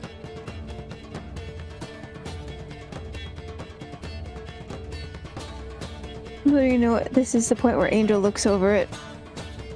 And Groupin and Violet's like, Cassie, we have to make a decision that's not going to basically get us killed. You don't go in all blades swinging and dick hanging. I mean, we don't want to do that with the time hag, but the fire hag. Well, we do want to do that with the time hag. I don't know. The Time Hag we want to destroy. Yes. Every atom. Okay, I have a question. The history. Okay, can I have a history check to see if this was the bad hag, The Time or Hag if she was an actually good person, or the fire hag? Oh, the Fire Hag. The specific one you were pointed at? Sure, you can roll a history check to see if you know literally anything about this one. I will say it is at disadvantage. That's a 16 plus 10 for history. 26. With that one in particular, doesn't really meet the information you would know for any association with that one. No, I called her and she gave me the information if I was supposed to kill it or not. And I believe she also said that depends on what kind of mood it's in. Fire hags in particular are known for being temperamental, so... It depends on the mood. And we also have to see if it follows the code. If they hurt children, then we kill them. If we don't hurt children, then we're fine. Until they threaten us, then we kill them. Yeah, I will say, actually, between both Piper and you would know that fire hags specifically are not typically known for targeting children. They're more so usually known for targeting wayward women. Scorned women, usually for transforming them into other hags. Well, we might have to do something The more about that. spiteful the relationship they left, the more likely they are to join the coven, so to speak.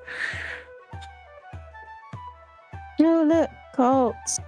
This is basically the whole thing she's thinking of when she thinks about that. I mean, technically, Which, I am. depending on perspective, especially for the person who's deciding to transition, it may very well be an upgrade. Or it may not, and it may be a case of some really bad manipulation going from one toxic environment to a whole other. If I remember the location we was given on the Togolan Islands on the lower half or the upper half? Southern Togolan Islands. One of the southern islands, one of the smaller unmarked and unnamed ones. You know, the ones that are usually considered, uninhabitable. Kind of sandbanks and shit. Things that are a little unstable even for like setting up settlements or even fishing outposts. Those are usually really heavy rocky outcroppings of like sandstone and shit. So most likely, if there is anything there that could inhabit a hag, it's either a hut that's just out of view, like on top of one of those outcroppings, or maybe even in an undersea cave. You're not sure. Alright, so we're going to go and figure this out. We can stop at Lilu and then take the boat down that direction. If Venestra can get us to Lilu. Or can we use Blue to get to Lulu? You have access to the teleportation circle from Blue. You could also do the walk from Venestra to get there, since Venestra, I believe, was there for the fight pits. But the difference is the walk still takes an amount of time to do. The faster of the two options, given that you already have access to that circle in the fighting pits, would be using the circle. Given that's 6 seconds versus, 48 hours. Jesus Christ, no. Alright. Vinestra said 24. Excuse me, yeah, 24. I'm letting you know Blue is like... I'm letting you know she's sitting on the ceiling at this point. Yeah, doing the walk might afford you more thorough planning during the walk, or you could otherwise also plan while you're here for those 24 hours, then use the circle. There's options here. I mean, we could plan on the boat. That too. On the boat. Speaking of which, Avery, would you And like I haven't to been come able to do along? boat shit with you guys, so this will be interesting.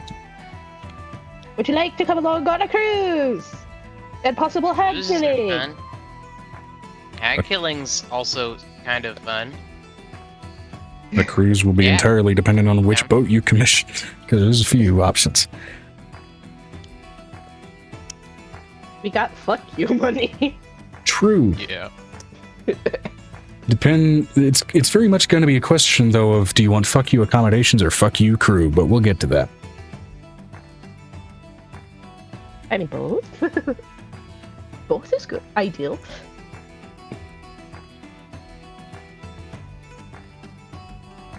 At this point, Angel's at that point where she's drinking that tea. She got ready to talk to Walker to get some actual trees on the stinking island. Okay. Now, Walker is the Fae of Spring. It is still technically spring for at least one more day, I believe. Well, actually, hold on. No, Walker isn't the Fae of Spring. Is he? Shit. Hold on. Let me look at my own lore. Walker, Joe. It's Walker. Because Annan is summer. Yes. Given that it is the end of spring, Walker might not be the greatest option. You could also do Annan since it's just going into summer. You could also maybe go Grianne because it's a cold environment. You've got options here. You could also go growth. You could also, you could go Orwain for overgrowth, meaning we could put something here that'll grow anyway, regardless of what the fuck happens. Which means most likely, you've got options. But you've got the T for Walker, which means I think that's the one you're going for anyway. So let's have that conversation. No, the T can work for both all people. That's what the thing is. Remember, it's a roll. Gotcha. All right. Well, with that in mind, then, which Fae do you want to go for? Because you could also, this would be a more extreme option. You could possibly go for even Kalawai to be like, put a volcano here to warm things up a bit. No. We just need a working biome. Yeah.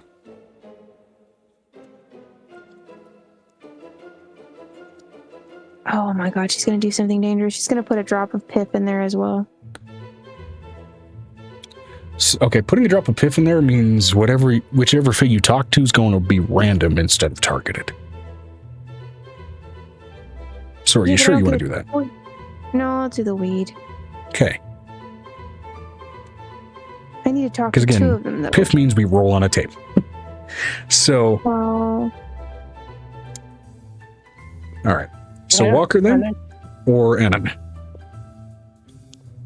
and it's summer. Yep, which you're about to start. Walker is spring, which is what you're in. So, I need Grianne because Grianne can make things that grow in this climate. okay, Grianne, cool. If you need a secondary one, Piper can also go tea hopping with you. Which, to be fair, That'd be great. seasons also operate in climates like this, just not in noticeable ways. So, yeah. We're just gonna try with Grianne, considering she'll know how to make it grow. And then I can get Piper to sit on this. She looks over, Piper, can you help me with this? I need to get the plants around here to grow because they were complaining about there's not a pine tree. I mean, sure, as long as, we find out which ones that would be best for the area, considering if we do non-indigenous species, that could end badly. That's why I'm thinking Orwayne and Grianne. Alright. So Grianne can reel in at least Orwayne, considering he starts talking slow.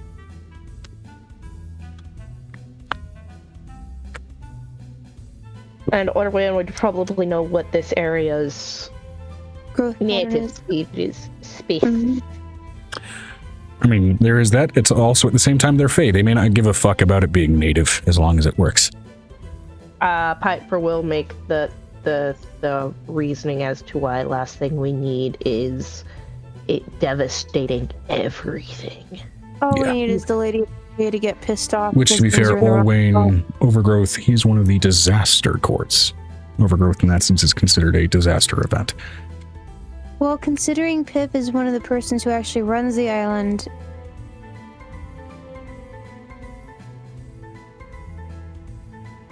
has not abandoned this place as a place of worship. But the problem is that we need more than one Fae on this island. If you wanted to risk it, you could also plumb for the Shadow Fae. See if there's anyone that fits your Absolutely. needs in that group. No. Absolutely not. Why not just try to throw Piper in it then? Because medicine is stability. We're just gonna take Orwayne and Pip and them. Pip already has we've got to find he used to have a fountain or something here that was like his temple. Gotta figure out where that thing is. Okay. Probably in the hole. Piper's just like, probably in the hole. So, Wheel of Fortuning this. Orwayne, is that your final answer? She's got one drink and I've got the other, so we can even it out with Grianne and Orwayne. Okay, Grianne and Orwayne. So who's doing Orwayne, who's doing Grianne? I'm doing Grianne because Grianne will actually listen to me, considering I just brought these ice dragons back. I'll do our Wayne because at least if he tries to go off script, I can bust his butt. Okay, so question, where do you want to do this? Because usually there is a bit of physical symptomatic change when you're communicating with Fae like this. She's In your gonna go environment. outside. She's gonna go out. No. We're gonna go to the snow.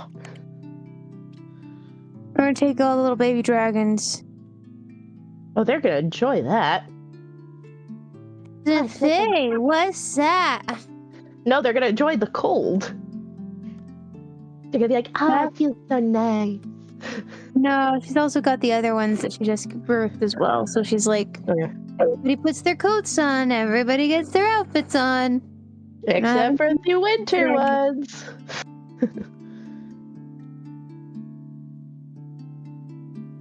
Oh my god, I can just imagine dragons and tiny booties. Little booty, the little booty boots. Yes, like the ones you put on dogs. And little booties and little poofy jackets over their Little dragon bodies? Yeah. Just around their core, considering their wings are usually warm enough. Yeah. Oh, little ducks! Or ducks. little knitted wing Feet. gloves to go on top of that. Yeah. Yeah. Oh my god. That's cute. We need a fan art now. We need a fan art of it. So we go out in the snow, and there's like a little trudging, like of like a mile long. Like, I think Piper would be surprised. There's like at least 20 baby dragons following mommy in a row. Right now. No, I would not be surprised. I'd just be like, oh, cute. We're past being surprised at this point with the Dragon. climate. Or like, it's like, oh, how'd you get them all to do ducks in a row? Because even dragons at that age understand hierarchy. Or, if we wanted to put it another way, they understand pecking order. A pecking order. There's you, the dirt, the worms inside of the dirt, Popo's stool, Kami, then Popo. Popo.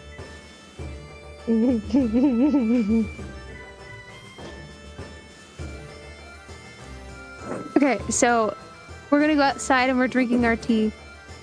I'm waiting for them to show up. Okay, I'm going to go ahead and change the music because this is fitting.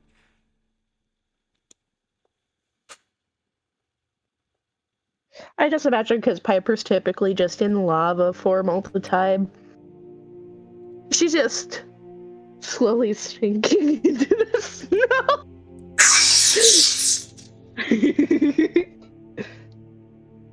And then your feet finally settle on permafrost like a foot down. At least, while they're waiting, she's gonna say, at least steam is good for the skin. So, starting with Grianne from Angel here. Drink it down, and it seems like for a moment the snow swirls about your ankle. Your vision, while normally it gets buffeted with snow like a blizzard, briefly, for a moment, you feel like you're staring into the sun, which means you are very much interrupting an involved engagement. As Grianne, melding with the snow, pokes her head up out of the snow like she's lifting her head up off a pillow, and her hair looks frazzled. What do you need? Quite a few things. What are you willing to give me for what you need? Quite a few things. Right. Let's talk transactions then. She's tired, so she's like, I am default robot. I'm sorry to interrupt the little man in the boat, but I was busy prostrating myself before the sun.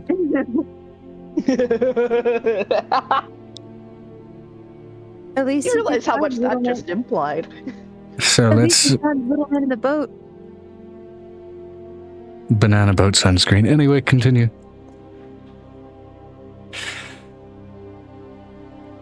So, We're not talking about me. Let's talk about you. What do you need? Can you hear me? It's the say start. that? It's tomorrow is the start of a festival that is the polar opposite of my whole vibe. Let's go. Can you pop in circumstance for me right now, considering I have babies here? What? Does she see all the dragon barbs? There's a reason why I only really like the upper bit of my chest and neck are above the snow here. What's up? I caught that part. Considering I know possibly what you're doing, considering what I can feel orally, as far as being as in my aura. It's very rare to have a god in a bowing position, technically. Anyway, what's up? What do you need? Oh, I can think is, what is he doing under the table? What is he doing under the table? Why when she reaches into the snow and she pulses her own energy through them and then gives her like the entire moment that she wanted to get to the edge of that. Do you want me to think straight and get this deal going, or do you want me to just get back in the snow? Because I can do that. Either you get out of the snow, or I make you not have one. I can do a deal while like this. I'm a fae. Sometimes you deal with what you're dealing. What do There's you a need? point where she puts her thumb. I'll put it this way. Mind you, that Rumpelstiltskin is basically helping right now, and you're not helping me right now. He So can't if you say want to Rumpelstiltskin. Why did you have to bring up his fucking name? I can say it again if you would like me to. Her head disappears back beneath the snow, and it's a good minute or so as this buffeting snow is just gone before And she actually, Angel did not forms. say his name in full. She said Rumpelstiltskin because she can't say Rumpelstiltskin. Yep, She knows what you she's are not, talking about. as a condition of the deal, you are not able to say his name. You didn't specify variations of his name. Mispronunciations, misspellings. And as the buffeting snow dissipates, suddenly a rush of it just forms into a full standing physical body of a white winter stag, because her humanoid form might be a little bit otherwise Much. exposed. Much. It'd be a little much. So what do you need? You want to talk about deals. You want to talk about what we need. Yep. This entire place used to be covered in trees, and that used to be kind of your deal, right? My deal, not exactly. I strip things off of trees. But as far as trees that could survive this environment, that's enough.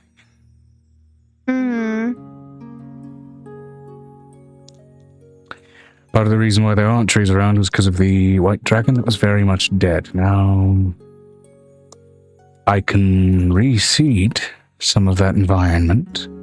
Yeah, because the bones are gone. I will need a proper shrine here amongst those trees to offer I can do that. offerings toward their maintenance. Mm-hmm. It's either you or Pendra. Sure, involve a god with this. As if they don't have enough work. Yeah, but I don't want to have to deal with Nemoria as a side thing. I'd much rather have the sun shining out of my ass when I accidentally have to make a deal. Oh, the sun shining out of your eyes, right?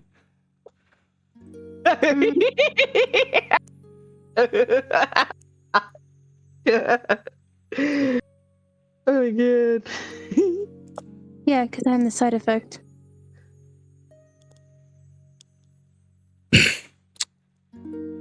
So I can seed them. As far as growth, that will still take a bit of time. But I can seed them. Our waiting is about to start up. You'll wait just a moment. She says, Don't bring up other deals from Faye, or I will feel competitive. Maybe you should have thought of that before the moment of the sun shining out of your ass. What, am I supposed to be able to predict when you'll summon me?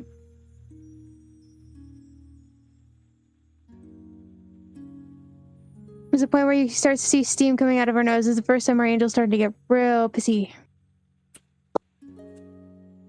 I'm literally... Oh, person cool your in the jets. lab. I can put some spruce here. I can put some pine. I can put a few other things. Piper also leans over and is like, I know I can't see her, but don't forget local. If you're bringing Orwayne into this, then I'm going to feel a little bit spicy, and I might just cover this little initial stretch of this tiny little continent in a veritable winter forest. Are you really gonna feel jealous when you can have help and make it easier on yourself? Well, the Fey courts operate off of jealousy, so it's how it works. Let me put it to you this way. The only person you need to be jealous of is the person basically keeping you from your bed right now. Which is me. Make the Not shine, to I'll make make the forest. Got it? What'd she say? Okay. I don't know how to tell this woman this. I understand that you're pissy at me. I expected a little bit more decorum from a woman such as yourself. You summoned me at a time where decorum was going to be completely absent. I'm doing the best I can, and I'm being polite. And there's a point where there's an almost eye roll, and there's like an eye twitch, and it's the first time that I'm letting you know. There are a few times where Angel gets mad as far as possibly being a deity, and she is exhausted from taking care of everybody else's bullshit. And like right now, this is just not the last minute that she needs right now. Quiet your ego. Okay? Look. Put up the shrine. The forest will be seated, okay? Is that a deal? Are we good? Is that a deal done? I'm going to let you know I'm still including Orain. That's why it's a forest and not a patch of trees around the town. Now, do we have a deal? We always have a deal. Still need to shake on it. That's how this goes. Not with that hand. Hold on. Shake off. There we go. I really need him to have props of just arms of different animals, just so I can. I'm letting you know. She puts her hand out and she shakes. Shakes the hoof. And which briefly splinters into 5 fingers with hooves on the end. So disturbing. Oh. And they're all still stag hairy. There's no like blood or unnatural breakage. It's just this weird acid trip breaking into like a furry hooved hand. And this is the point where she's like, I already know this is going to suck later. Like, this is like, usually there's always a reason when we make this deal this happens. It's usually not even that. There's going to be a child involved, and this always happens when people touch me. Didn't put child as a condition, did I? I said, shrine, make a pretty one, please. And I gotta go back to business. And she disappears beneath the snow. She looks over at Nicodemus. There's a point where she's like slow looks at Nicodemus. Did Piper see any of that, or no? No. Okay, I'm letting so you know, Angel's going to full describe what just happened to Piper, considering there is the rage that's going on in Angel's brain right now. Well, you had the easy part. Now I have to convince the motherfucker not to go overboard. Okay, hold on just a moment. She looks over at Nicodemus. You already inadvertently convinced Grianne to go overboard, so this will be interesting. It's fine. She looks over. If she seeded the whole place, why don't I just druidcraft it all? Because you can't druidcraft a whole ass forest. I could fucking try.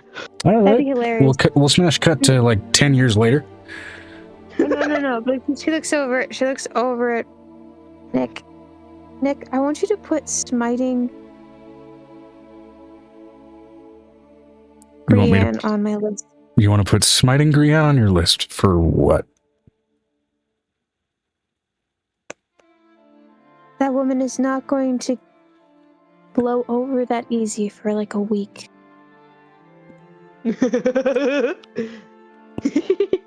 Okay, yeah. Start a fight with the Feywild. Be my guest. It's not a fight. I could make it a fight and make it a whole century. I think Grianne's a lot more used to how that time stretches than you are.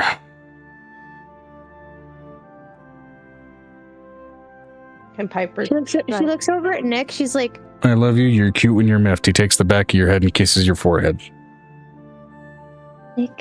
Nico, my sweet, my love.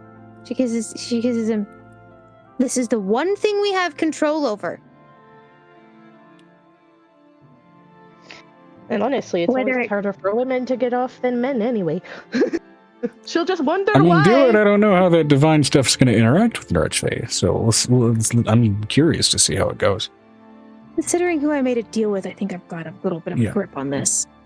Divine domain usually influences mortal beings, so...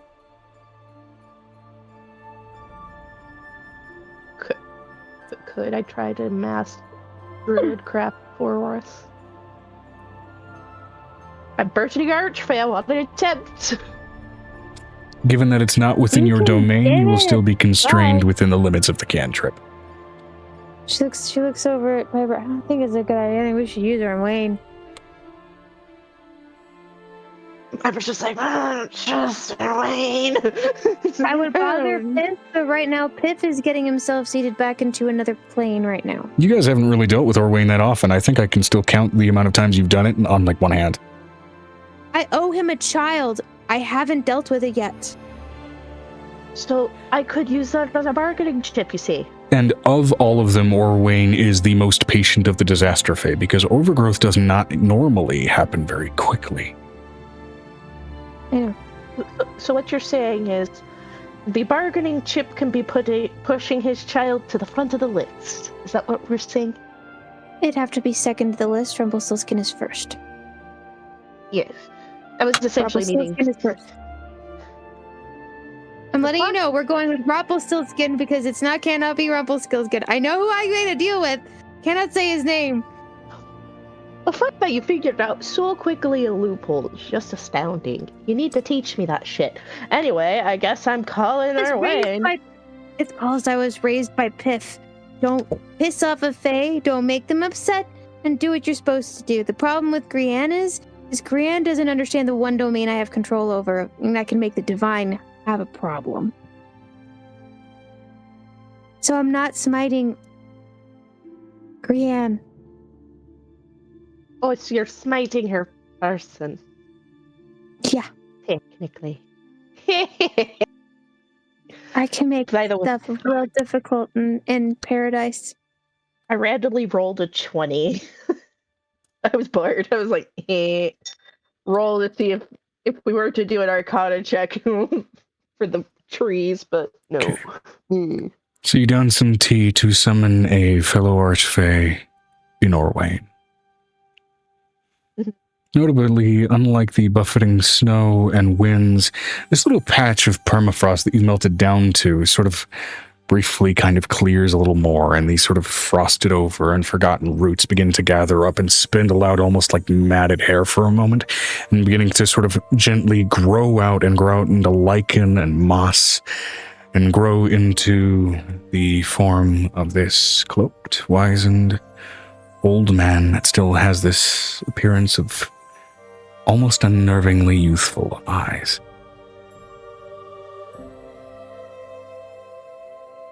Last time we met him, it was the reverse. Looked very young, but with very old eyes. I'm gonna use my ability to see beyond the veil and just see what's going on, even though I'm just gonna sit back and watch. He pushes back just with a wave of his hand some of the snow as some of the roots gather up into a chair, and he sits upon it, pulling out a fishing rod and casting off a line into the snow. I don't think you're gonna catch much. You'd be surprised. Anyway, we need your help, and yes, I have some bargaining chips for... Yeah, the air smells like one of my cousins. Well, we need an expert on the area to put the local fauna as a start. Fauna would be animals. You had her working with animals. Or That one's later. We don't have an archfey for that yet. Anyway, I'm letting you know she literally is listening to the conversation. Piper's at least and going, Flora, not fauna. Meanwhile, off a little farther behind the veil, there's Mercerius just flipping through a thesaurus, being like, okay, so that one was fucked up. Flora, the fauna will come later, but we need somebody to make it grow, essentially. You couldn't hear the poof, but I did poof. You want me to grow the forest that Grianne has seeded? Leads over to Angel. That's what we're doing, right?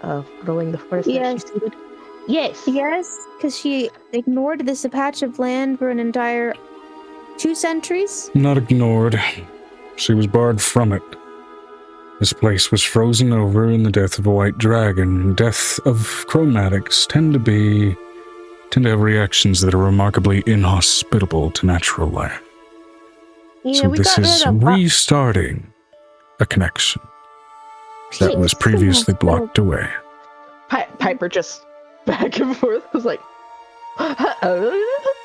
Angel just covers her mouth because she's like, I'm not gonna inhospitable to natural life. As far as just like, she's like, I'm just gonna sit here and listen. As far as the Anyway. fauna, should I grow this, fauna will naturally find their way here. A massive shelter from the cold, a place where there wasn't. Animals will find their way into housing within. yes, I also would prefer if you don't go overboard and start growing things that are not supposed to be here. Overgrowth is a disaster, so I'm assuming that just means don't grow it inside of the town. Anywhere in the region. Let me make this clear. I understand overgrowth is a thing. Overgrowth is a great thing to go all the way to the water. But no invasive species. I won't from anywhere. infringe on any domains. Yes, no infringing on species. Yes. I know how. It's just because. Let me put it this way. Let's just talk about the past 100 years. Vampires. This is not your Rabbit. conversation. No offense. Either. Yes. She's like, she looks over Piper. Just explain it to him. Piper, in the back of her head, of our trait, you don't tell them everything. You keep your head hidden. Piper's like, you don't tell them everything. I'll wait for your panic to subside. You just tell him that basically there were a bunch of vampires and basically everything went to pot when this stupid dragon landed here.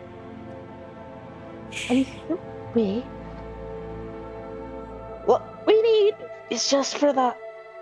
Because I've heard that sometimes you go a little overboard. Ooh, That's from your one wife. of my old tools is nearby. It's What? fun. One of Cool. my avatars. Oh, Handed an ancient hero, a little something that's buried under the rock by a nearby hot spring. yes. We put it on King Arthur's grave, so what? It seems I owe a little something to this place. But what are your bargaining chips? Well, Angel has said that she will push your child to essentially second on the list in charge, because if she doesn't do, he who must not be named at the moment, because if he do, he's probably going to appear and go with the strings and shit. How do you pronounce the mispronunciation? How do you pronounce that? Rumpelstiltskin. Rappelstalskin. I'm pretty sure you can gather who that's supposed to be. But that one His has to favorite come first. mine are older than most. Mm-hmm. That's why you can't call him by name exactly. And I made a deal, so. Difference is I don't call him by his name out of respect, not contract. Yes. Oh, I respect him. That's making a different name is showing him respect. I'm not talking about you, I'm talking about the others. No.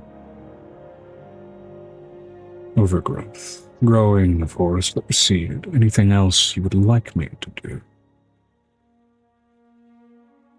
Is there anything else we needed him to do, or was that just it? There was something. Remind me. Ask him for the Togalan Island, see if he can do something about that. Creating growth on that island will disrupt the hag. Did you hear what she said? It's Slightly more colonized interaction. domain. Or piffs. Alright. More colorwise and piffs than his, so I'm okay with doing Callaway something.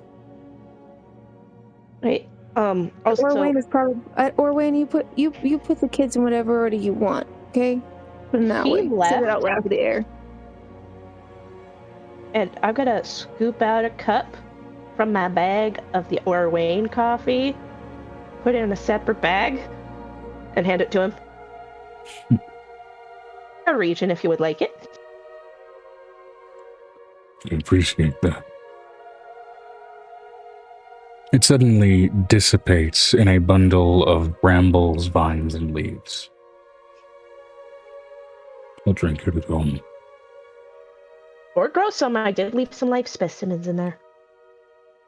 Or life seeds. One should see.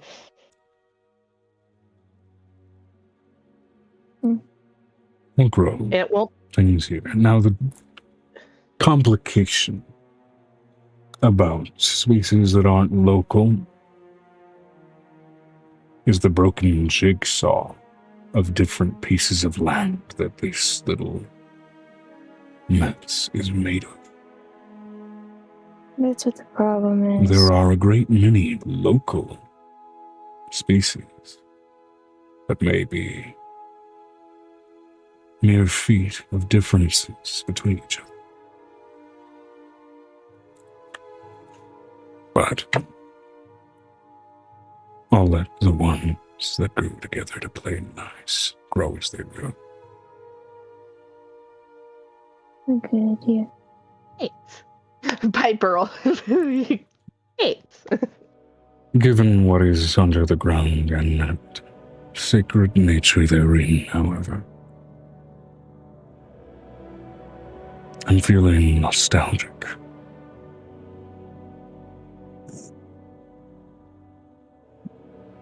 Nostalgic enough for a moment to ignore my domain and pick up an old one.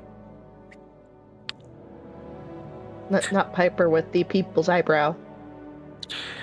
He sheds off his cloak, and as he does so, the beard sheds. And the masculine form gives way to a feminine one. So that's the lady of the lake. Piper probably says that. I'm like, so you're Great the deal lady to of this the lake. place, and he who rests here anyway. So that's who the lady of the lake is. Right, ba-da-da-ba-ba. You've also technically already encountered them, but it seems like Orwayne is an archfey old enough that he may have multiple physical aspects that can exist simultaneously. Piper's a little happy. Yes, I'm that's meeting why the lady of the lake. I'm meeting the lady of the lake. Somebody in Angels is sitting this and is just like, and I'm half asleep because I'm exhausted. With a wave of his hand, pines and trees, well conditioned to cold environments, begin to grow, as well as do ferns, but just as well, a great many fossilized and otherwise buried under the jigsawed bits of land formations suddenly break their way out of the earth. Old bits of stone, lichen, and moss that are well adapted to the cold that pockmark and spot around all of the trees, some of them reaching fairly close into the town, but not in such a way that does interrupt any footpaths of any kind. To that end, unlike Grianne, who asked for a shrine to be built, particularly with some of the leftover and old formations that grow here, there's a reason that Orwayne didn't ask for one, as one was already buried. I have a question. Does he unearth Piff's old shrine? In part, yes. Closer to the coast, Piff's old shrine does grow outward, but furthermore, where that hot spring lay, right by Evergreen Estate, seems to crack open with the earth and splinter out, where that hot spring seems to grow outward into a full-grown, volcanically fed lake. Steam rising up, out, and over it. And as he does so, the ground beneath each of you seems to get wet for a moment before suddenly, especially with Orwayne's mention of you'd be surprised as he cast out that line, You all find yourselves sitting in a boat made of moss and stone, where now that line sat once in snow instead sits in water. And something catches and tugs on that line.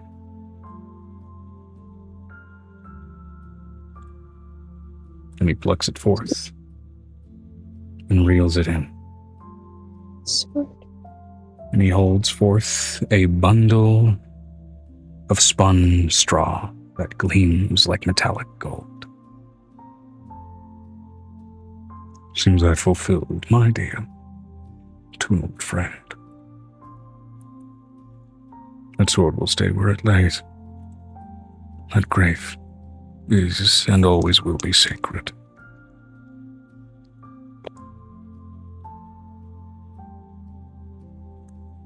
What about the other half, Lorraine?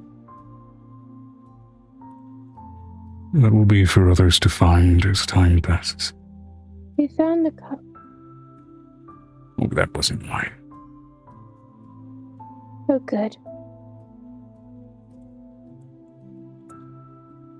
You watch behind you as innumerable trees grow behind you and off in the distance, to a point where it cuts off the horizon line before you can see the end of its reach. Thick, dark, verdant, and steadily, slowly covered with snow, as much of the frozen ground that you've walked upon gives way to not only permafrost, but slowly softening earth as it lays shielded by the upper canopy of these trees. A new forest stands here. Gather your friends, maybe you all can name it. And he dissipates. Well, time to build that shrine. Should we build it out of ice? That would be nice. We could build the shrine, or we could ask. Which, as a note now, Angel and Piper, you are now on an abandoned boat made of rock in the middle of a lake. Yeah, no, I had a bunch of kids with me too, so I don't know where Yep. they went. They are They're on the all boat. also piled into the boat,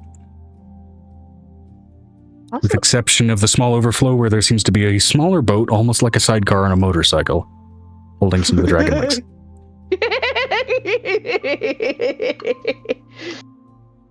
Well, I don't want to say this out loud for fear of if we realize it, it will, like a cartoon. It's still fey fuckery. If you acknowledge the stone boat shouldn't be floating, it won't.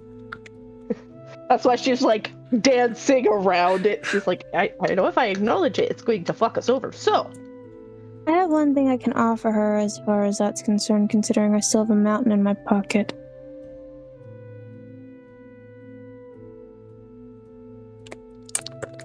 aren't we supposed to find a place in the Underdark that matches where a mountain is missing? Yep. Is that where it's supposed to go? Can't remember. Yes. I'd say with that note, given where it is, I'm going to mark that for a break. Yeah. Yes, please.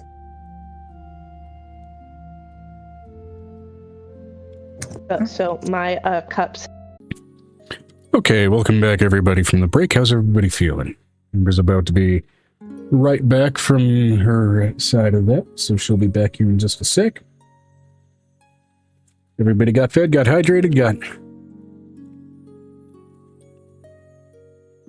evacuated. As the needs for any of the three arose. I'm good. Alrighty.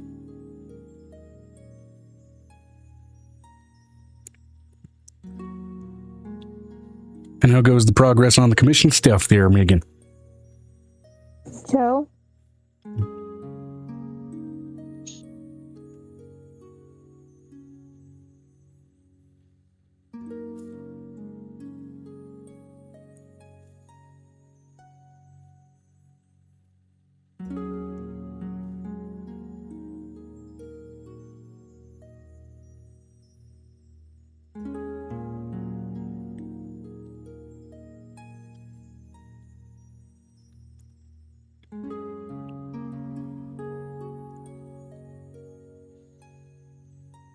Okay, all good.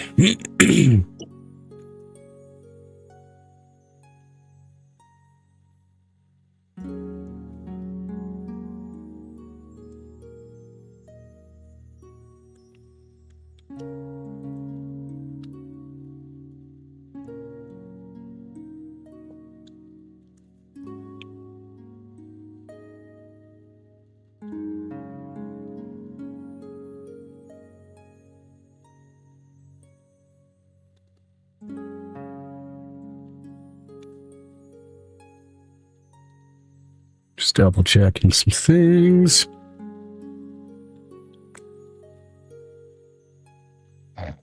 Okay.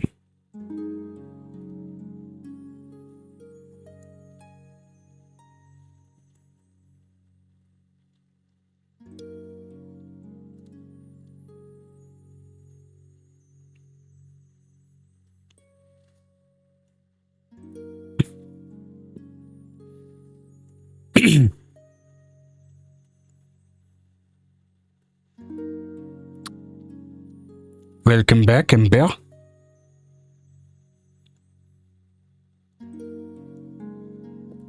Hi. Y'all All could right. have gone without me. I just had to pee. Well, I mean, you and Angel were kind of paired up, so Yeah, I figured but we're dealing with getting out of the lake. boating back to shore. which won't really require any skill checks. Just as long as you manage to successfully deflect from the weirdness that is the illogical physics behind what you are within. You know what? Shits and giggles, I will go ahead and say just an intelligence save from the both of you. DC is pretty low, given that both of you are really well versed in this. Okay. 20 plus whatever the fuck it was supposed Oh yeah, to be. well past the DC, you're fine. 17, whatever that is. Yeah, baseline, basically, if you didn't beat a baseline 10, then the boat was going to sink like what it is, a rock. Anyway.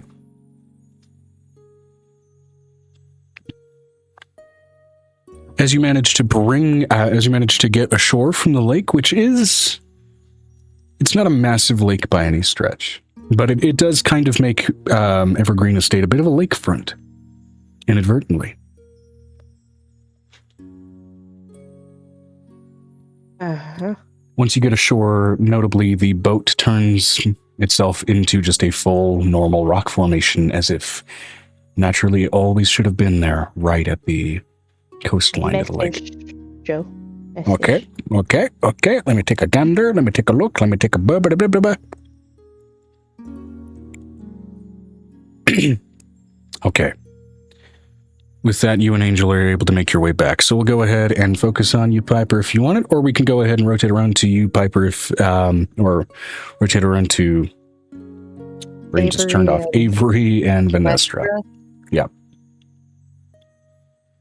As you all do kind of fairly effectively bear witness to a goddamn forest suddenly spawning up and around both of the houses and out behind kind of most of the city, some greenery and everything like, well, not really greenery per se, but life is spawning up and out of this otherwise frozen and hostile ground. Right in front of Mochizuki Estate, becoming a lakefront, a sort of riverway kind of immediately kind of carving its way through that lake and through into the forest up toward one of the few mountain formations that you did see in the distance, where naturally a river would have likely spawned. It is a sudden, rapid, massive alteration to nature.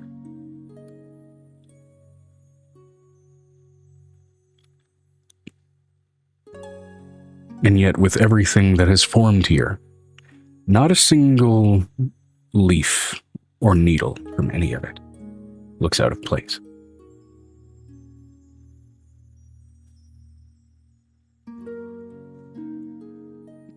How does that make y'all feel?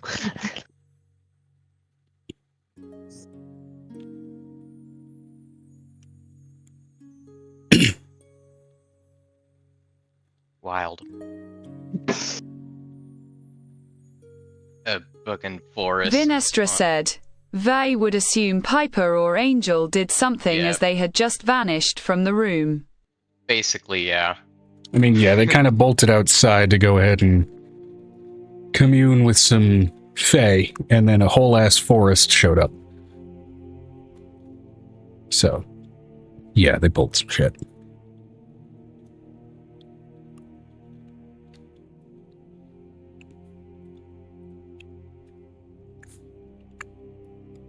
So, with that, there's still some planning ahead of you.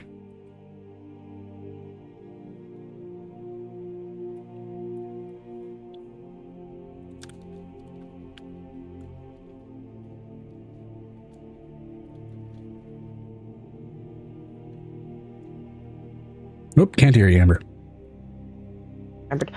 Piper would probably just send Angel to go deal with her babas, and I'll help with planning. Absolutely.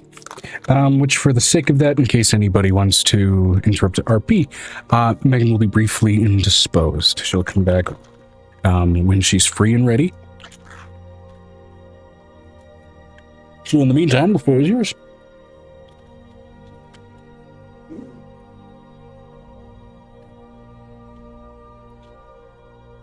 I'm eating saltines. Man, that did not go well. Something specific about having your mouth full with saltines, it'll just debilitate speech.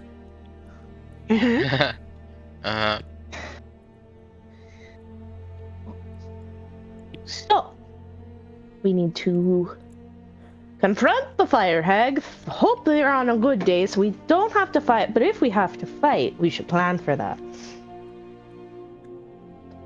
And if with every passing in-game day since that quest has been assigned, I've been rolling a percentile for her mood. I mean, it's only been 1 day. So, I mean... Time distortion's a thing. Okay. Vinestra said, do you know what gifts a hag might like Piper? Not really, I haven't really dealt much with that hags myself.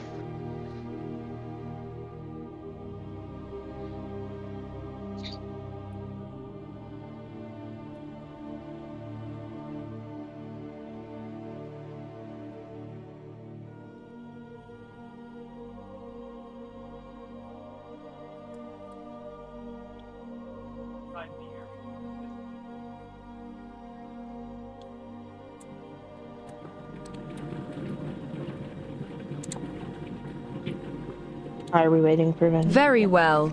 OOC, do any of us have knowledge or info on the hag? I'd say, you guys have done already a little bit of research on how fire hags work. You did research on time hags. I'd say any of you can roll, I'd say history or arcana checks. Go ahead and see if there's any information that you have specifically for fire hags of note. Check. Come on! Piper's just not gonna roll because she really hasn't had much experience, so... She's like, no idea. Piper could roll with disadvantage. Because hags are still a type of fae, and they are a fairly common thing brought up as far as superstitions, even among fae, of don't go to this corner of the forest because it's hag's territory. Same way they would speak about that's old man Ebenezer's lawn, right? Mm-hmm. So it's very much kind of that neighborhood insight. Oh shit. Well, it's also, I have my hands full trying to get the rest of this lotion into a bottle. Vinestra said, 42 arcana for Amira. Okay. More or less. My hands are full. Yeah. So for Amira, First of all, I mean, a lot of this is drawing on, especially kind of the spirit-bound essences from your old world, right? Where especially with the spirit-bound in fire and that kind of thing, they're going to be temperamental. They're not going to be too keen on things that quell that. They're going to be keen on gifts and things that would be indicative and symbolic of feeding that, especially with how whimsically based the rules of hags are, almost no matter the world space. It would stand to reason that that would be kind of a suitable type of gift for something like a hag, something that would act as fuel for a fire. Now, as far as Avery with that natural 20, given your own complications, your own disease, your own powers, everything like that, you've done oodles of research where and when you can on the road. And in that, I'd say it probably wouldn't be unlikely that you'd be looking possibly for, would there be anything that hags could be responsible for why this ailment is the way it is? Or maybe a deal you could strike with a hag to possibly lessen its severity, even just in a research and a curious little delve. Just trying to find answers where you could. In that, you did find a fairly decent index on various kinds of hags. Fire hags are, yes, remarkably temperamental. However, in being the chaotic and temperamental-like creatures they are also referred to in some circles as almost ironically a little moth-like. Their attention is sporadic, it is fiery, it is temperamental, but it can also be quelled by that same sort of heat and that same sort of fire. So creating something to draw their attention and light, bright, hot, and I'd say burning hot enough might be something that could regulate their mood. So things even that involve fire that also might be helpful for that, like incense and that kind of thing, things that are known to be generally like sort of mood calmers that involve the use of fire, or even scented candles for that example, might be particularly useful as even just trinkets and gifts of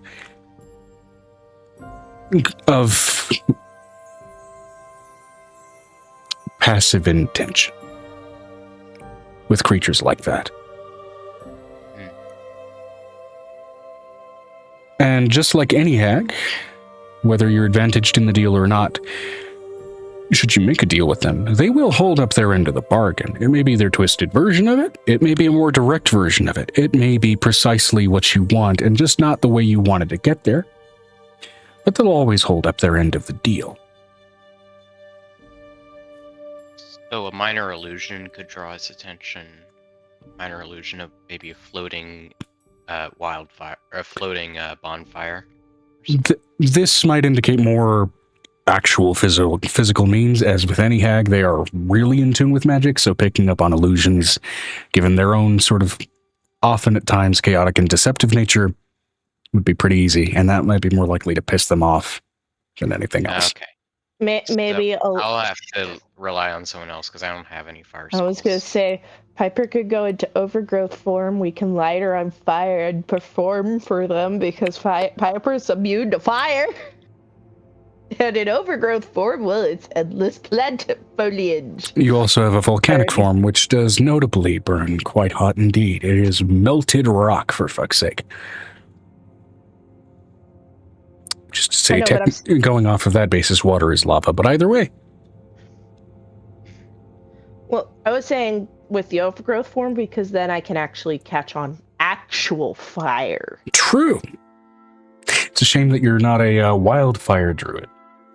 Because then that would be your whole vibe. No, but Ember is. Do you want to risk bringing another party into this? Piper still has a little bit of trust issues with Ember right now, so no. Nah, just everybody can light her on fire and she can just perform a dance or something. I don't fucking know. I mean, given that you're coming up on a festival that is effectively Woodstock, it would not be unfitting, to be fair. Would they like that? They seem to be enticed by flame as much as they are also fueled and enraged in its use. So maybe they might like the idea of a person lit on fire performing something, and then when you put them out, they're still alive. maybe yeah. Yeah. I wish you had a soundbite. King Juliet, why am I tied to this stick? Oh, because you're a sack. Oh, so I can look for the bombs. Yay! A sack! I want that so bad. But I don't want another sacrifice. Piper is just like, I'm a sack!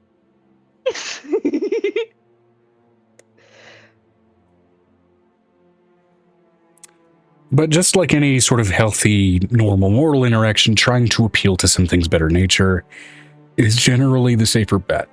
That said, you might be screwed if you find her in a bad mood off rip. But there's always a chance with decent enough rolls that you can still quell that. Be like, hey, kid, wanna see a magic trick? I'm sorry, it's just the idea of Piper being on fire. Yeah. It's a funny thought. Oh, of course. I don't know, what do y'all think?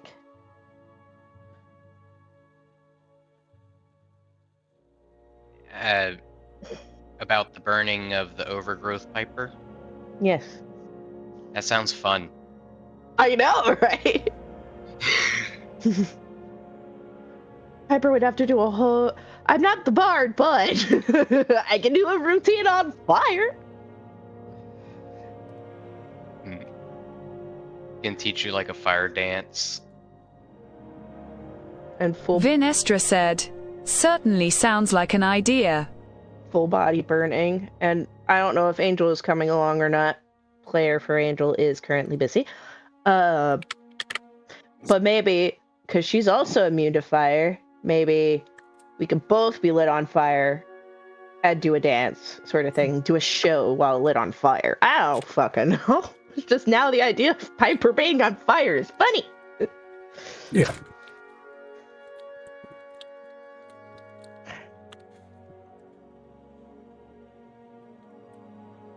That's an idea. Yeah, you have two solid routes to what you need.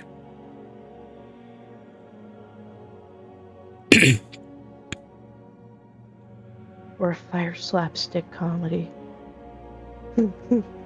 I'm sorry. So that's one route. Then there's also offerings of here's some shit you can burn. Yeah. Which, to be fair, both of those might not necessarily be solutions to what you need as much as just keeping her in a good mood for a discussion. Mm-hmm. Of course, you can also kill her and take what of her you feel might prove effective against a time mat. And before we go, I should also upgrade Aegis, particularly against heat and fire. Yeah. I mean, it might be a little obvious, but heat metal is absolutely one of her spells. Just saying. Yeah. So we need to do a stone version. Stone armor. Or something. Ember stone? Would that work? Well, that would make everything Player's not hot. very knowledgeable on what materials would Rim- be best for this kind of Would thing. it? Okay, so rimstone is the perpetually cold stone. Wouldn't that work like a good shield against heat? Overheating? No, it would defend against freezing. So would then It's not ember really stone- it's not really Pokemon rules. It's same block same, if that makes sense. Okay. So ember stone would probably be the best bet. Yeah, which one of the alloys that you guys know for a fact does exist, and specifically for Emberstone, is called Gildium. It is referred to that because it is Emberstone alloyed with gold. It produces a particularly effective metallic alloy for alloying, for enchanting with heat-based protections or spells or offensive measures. things like Isn't that. it also Gildium, called? G-I- Guildium. Gildium. Isn't it also like Fool's Mithril? Kind of. It doesn't have the same sort of lightness properties as mithril. As again, it's an alloy that's not specifically from a magical metal, which mithril is. But I know. I was just wondering. I remember you gave us a huge fucking desk made of it. yeah, it's Fool's Mithril is not what Gildium is. Okay. Yeah, even just in the colorations of the metal, they are drastically different beasts. So it's an alloy with excellent heat protective properties. It's an alloy particularly good for heat protection or heat weaponization. It is a heat-oriented, magically potent alloy. So we get enough of that just to make sure Aegis doesn't, piff. Yeah, that said, I think right now we're just gonna do it for the armor. I don't feel like we need to do weapons just yet. Yeah. That said, of course, because it's an alloy with gold, it doesn't necessarily mean that it's a very hardened alloy. It is still to a certain degree malleable, so it's not great to have like a whole armored suit made of it, right? Right. I mean, technically it is. If you want to go ahead and go walking in a volcano, you'll last a lot longer than some other people would. I wonder if we just layer it on top, a thin sheet of it on top of its existing armor. Plating is absolutely a viable option. Yeah, that's what I figured we would do, because that way it can protect the actual armor underneath from being Vinestra blasted. said, put it under the current armor. It'd still melt off the current armor if I did that. We need. So it doesn't transfer heat. Well, you would want the put it above the armor so that way it doesn't transfer to the components inside. You don't want to melt the inside components. Yeah, and we also don't want to melt the mithril actual armor.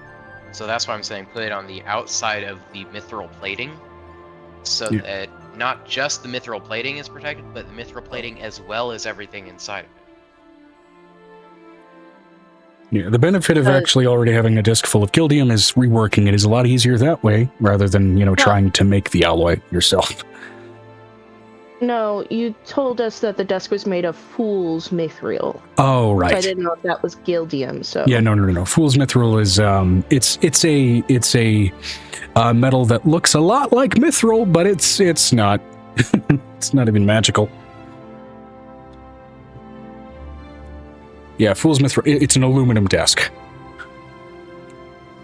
It's a really heavily polished aluminum desk.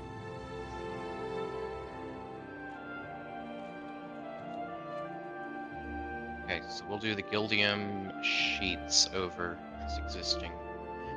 Do we want, would it be sheets or would it be something thicker? How thick would it need to be to Be effective. be effective? Yeah. Well, go ahead and roll me a Tinker's Tool check to see if you can gauge that. This will be using that for information and judging how thick that would probably need to be. Tinker's Tools is a what kind of roll? In this case, since you're doing it for information, it'll be intelligence plus proficiency. Intelligence proficiency. Okay.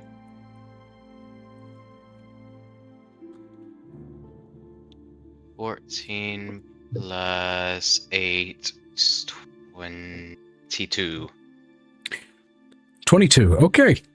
Yeah, usually enchanted items... Oh, wait. With intelligence, so 14 was my base roll. Intelligence is plus 4, and then proficiency is plus 8. So it'd really be 26, yeah? Yeah. Okay, yeah. With that roll, yeah, you know just about how thick it would have to be. Gildium, when used for making enchanted goods of any kind, are usually used in the metal as a whole for that object, right? Or in the case of being used on weapons, then there are other enchantments used in part of the blade to make it durable and act hard enough to be a blade without bending immediately like you're trying to thwack something with a piece of gold, right? but to this extent, where you're just using it for defensive plating, it'll need to be thick enough to take to some rune work without going through it. So that's going to be basically down to how delicate is your handiwork for how thick or thin it needs to be. Which means reasonably, it could be pretty damn thin. Get a lash in your eye, dude? Something in my Fuck. Yep. And I hate running water in my eyes. Ah. So you're screwed. Yeah. Vinestra said, "Be right back." Alrighty. I'm just gonna hope I can cry it out.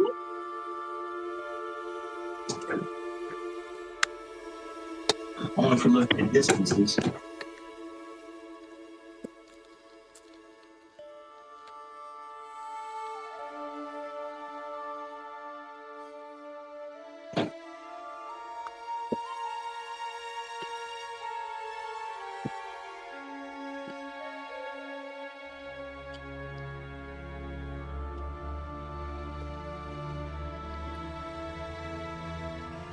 Okay, so Itchy. Yeah, that said, particularly with something like Gildium,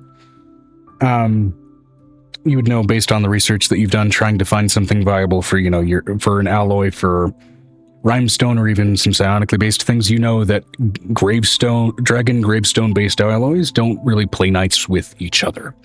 It seems like even in metallic form with the leftover grave stuff, it seems some magical aspect to it is about as territorial as the dragons would be with each other.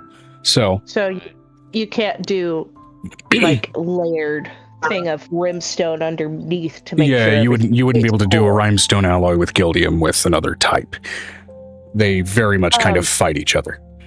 Can we do kind of however we were gonna do the changing of speed, attack, normal, how can we implement a changing of armor type into that? Possibly. Having it all contained within the same unit might not be viable, though. It'll be similar to carrying multiple armor sets on your person. Hold on.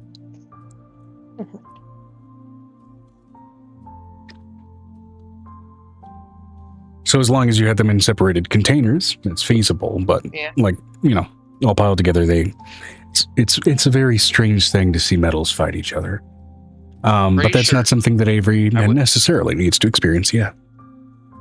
And we were already gonna look for kind of a workshop space. Yeah. Anyway, dimension. So that's viable. I could just design it to take only a couple hours to swap out. Yeah, which I will say is, at least as far as whether you have access to some Gildium already, or need to metallurgically forge some to go ahead and work into plating. And I will say that the party at large has access to this because at least Blunto, a guest character who came across the party, did have access to this, and I would say probably had enough consciousness of mind to probably grant it to the rest of the party. I'd say y'all, or at least most likely Angel or Piper, have access to the formula for Gildium, specifically that Blunto had access to. Okay. And this Because he formula. Sorry, go ahead. Yeah, the formula for Gildium, basically, it breaks down the exact melting and metallurgical process for creating the alloy between breaking down emberstone and gold and forming it into that alloy in a way that it's actually remains stable. And this alloy, Gildium is soft, right? So yeah, we need. How do we do that so that he's still protected from physical attack?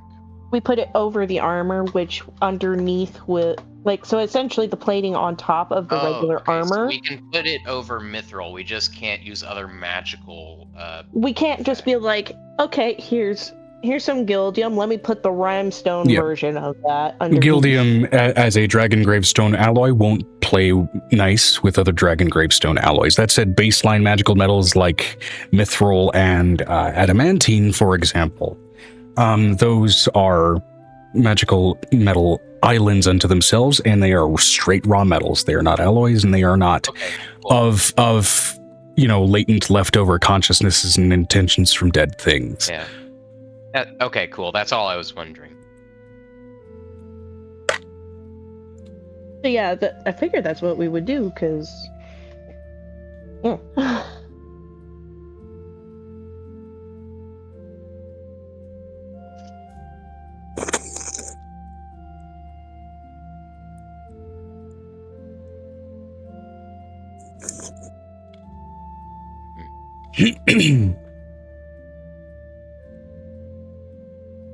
All right. So treat my sword. Yeah, the thing about those different alloys is that they play particularly well with enchantments aligned with the nature of the stone used. That being said, we're just putting enough to protect the mithril from being burnt. I love it. Yeah, which plating won't be, as strong as, like, for example, making the whole suit out of it, but it does allow you to skip a few steps with adding just that much more rune work to make it act like at least it's as strong as steel. Because that would require, of course, those additional density-based enchantments. That can come later. Which, hey, the benefit of having a whole suit of armor made of gildium is it's expensive as shit because you're wearing an entire suit of gold.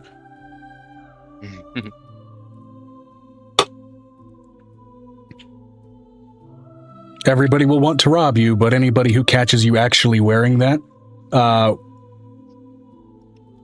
would be stupid if they thought it was a good idea to rob you.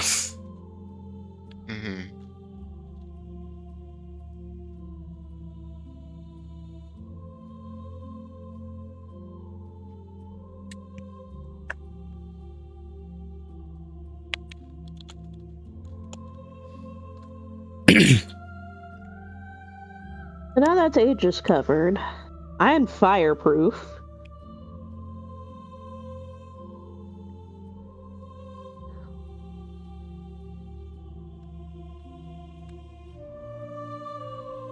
Alrighty.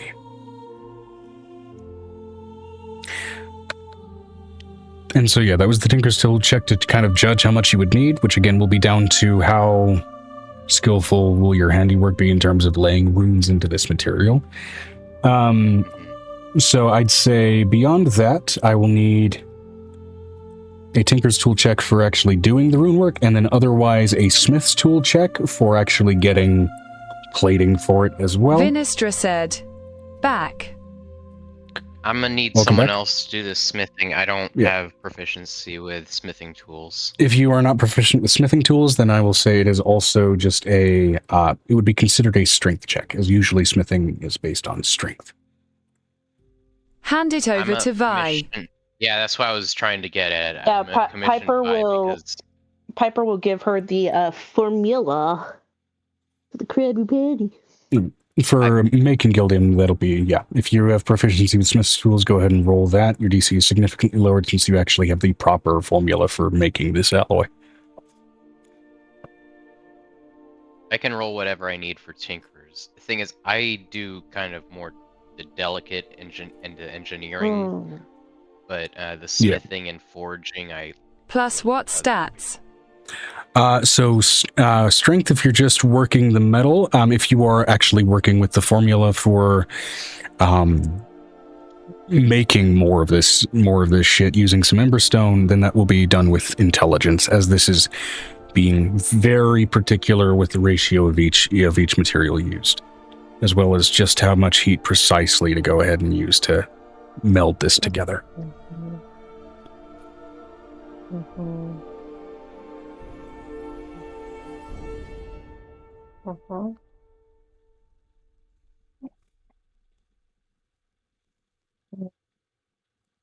41. 41. Okay. And that's to I'm assuming with the intelligence there to go ahead and make more of the alloy.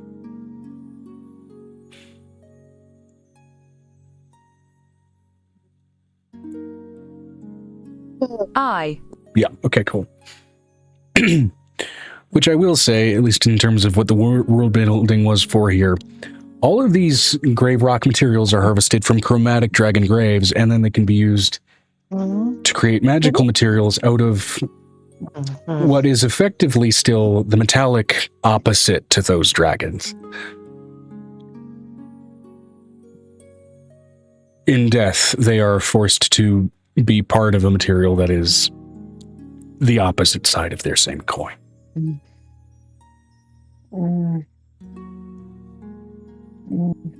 So rhymestone would be a Would be alloyed with silver. yeah. Thank you.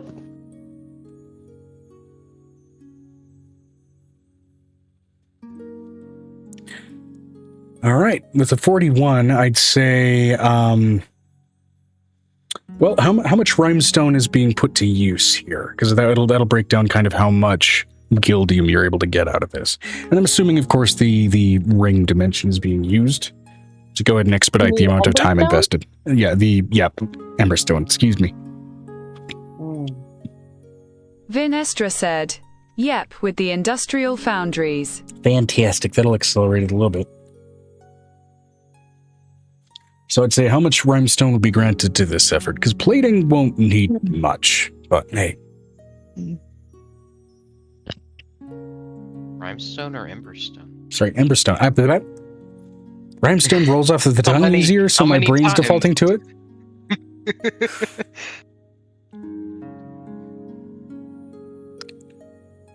Oh, just wait until you guys find the grave of a green dragon. Costa Stone's a bitch to say. Don't worry, we'll bedazzle Aegis too.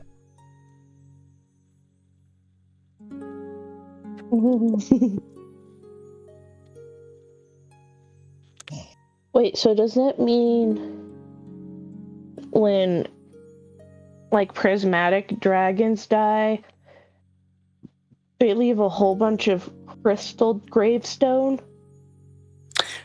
It depends on the dragon insofar as if they're even able to leave like a grave site, right? And usually that sort of stone really only forms when more than one dragon die in that spot, or a big enough one does. Yeah, I know. I was like, just what I'm saying. Say there's like a emerald grave site. Oh, crystal dragons are a whole different ball game. For example, metallic dragons, they don't leave grave sites, as they just kind of dissipate up into the ether and kind of join with the greater cosmos because they're special. The way crystal or gem dragons die is also in itself a completely different thing. If you should happen to find grave rock from a metallic or crystal dragon, that means the circumstance around them dying is insanely abnormal, and you should be cautious immediately. Actually, that's not true, Joe. When amethyst dragons die, they leave a pool of water with fish nearby. Different dragons will have different effects. Usually positive effects will have with dragons with positives. True, yes. And the problem is, I'm also going to repeat this because it frustrated me when you said it a little bit ago, that when a chromatic dies, a lot of the things dry out around it. No, that's not true. It usually ends up being a huge eruption. If it's a red dragon, there ends up being either a volcano or something that goes in its place. I need to know if that's true the lore or if we're not following the D&D book. As far as the explosive, like, devastation. No, that's how it's written in the book. Yeah, as far as the biome-altering devastation of a chromatic dragon dying, yeah. You'll have like a volcano and stuff like that. And in the caveat here, if more than one dies in a similar spot, then you'll also on top of that have formations with those gravestones and that grave rock. If it's the same dragon, sure, but the formations as far as a crystal dragon will appear either way. Yeah. Crystal Maybe dragons may if not there give was a off grave rock, but they grave will still have those sort of biome alterations in the event of their death. No, they will leave off grave rock. They leave a large amethyst pool from where they died. When they explode, they leave a huge pool of whatever they're made of. Oh, right.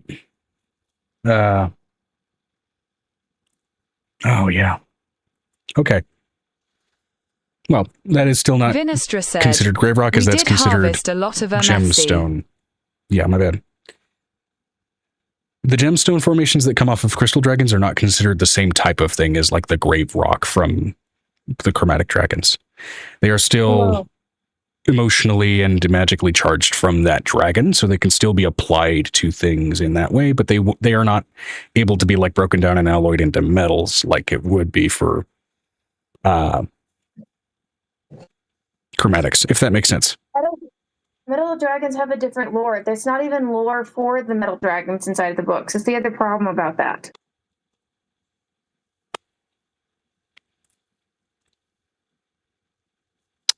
It's frustrating for me. Like it's got the gold dragon stuff, and the gold dragon is a similar death in certain places. There's not enough metal alloys even put in that. So.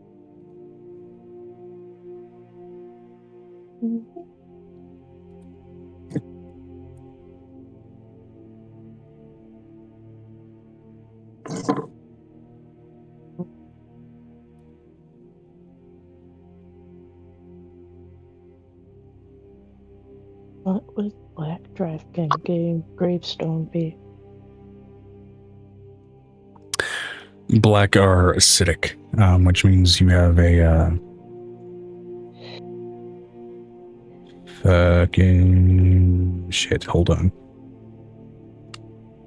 Because caustic is poisonous, right? Or wait, no. Sorry, green is toxistone because of the poison. Caustostone is black dragons. Got them. Acid and poison I'll mix up in my brain a lot of the time. Vinestra said, so V is going to forge said armor and make sure it resizes as per Aegis needs to. Absolutely. Yeah, a baseline rune work of pretty much anybody who is worth 2 cents in enchanting, make sure that their enchantment will resize to whatever wears it. So.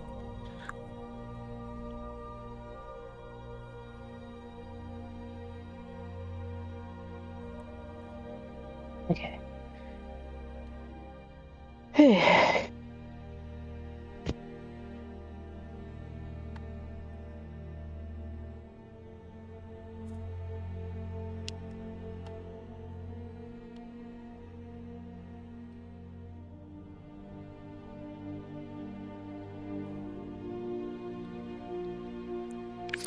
Alrighty.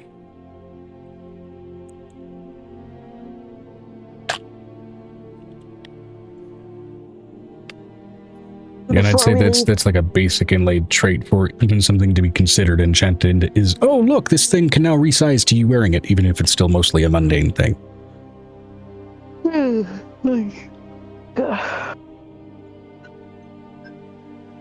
Like, I swear there's probably like a clothing store somewhere in a halfling village that literally just enchants the tags on the shirts so that it's literally one size fits all.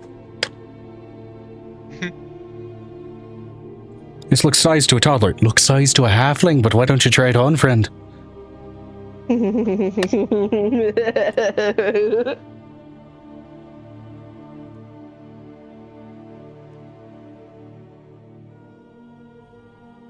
Alright, my back's hurting.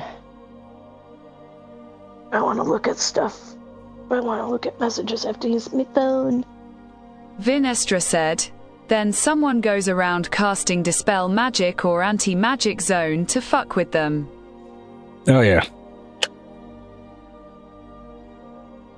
Where'd you get that shirt from? Second-hand halfling clothing shop? Immediately walks into an anti-magic field and suddenly, well, their guts out for the world to see, and their neck feels real goddamn tight for some reason.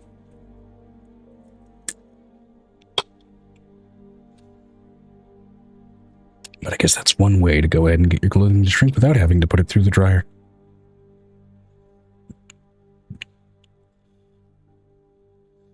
Of course, then with that in mind, a fairy suddenly is wearing a goddamn tent as they go through that field. V would bring out the new gear for Aegis. Shall we get going?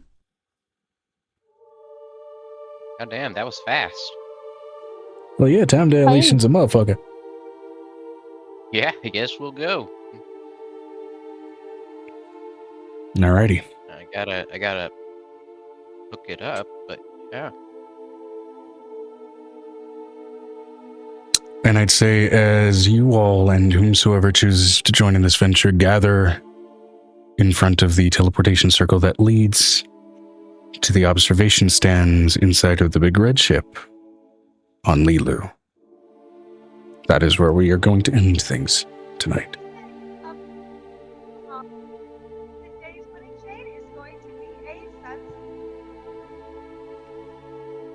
Because doing the tropical thing and the ocean thing and the island thing is gonna have to be its own whole session's vibe.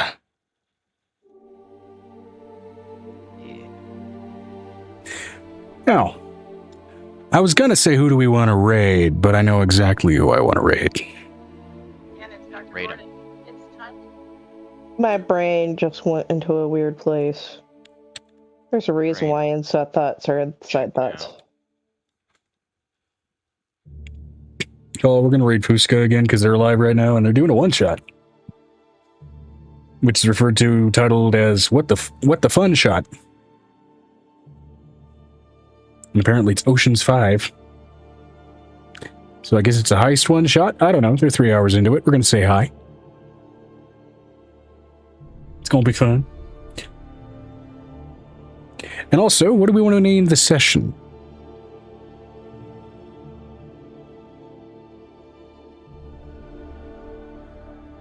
Fairly ill, but this fairly is like spelled like Fae.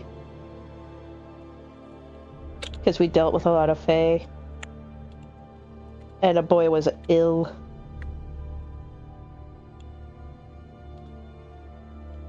I'll go with some rough augmentation of that with Fairly Ill Session 95. And hopefully that sticks. Let's say hi to Fusca, shall we?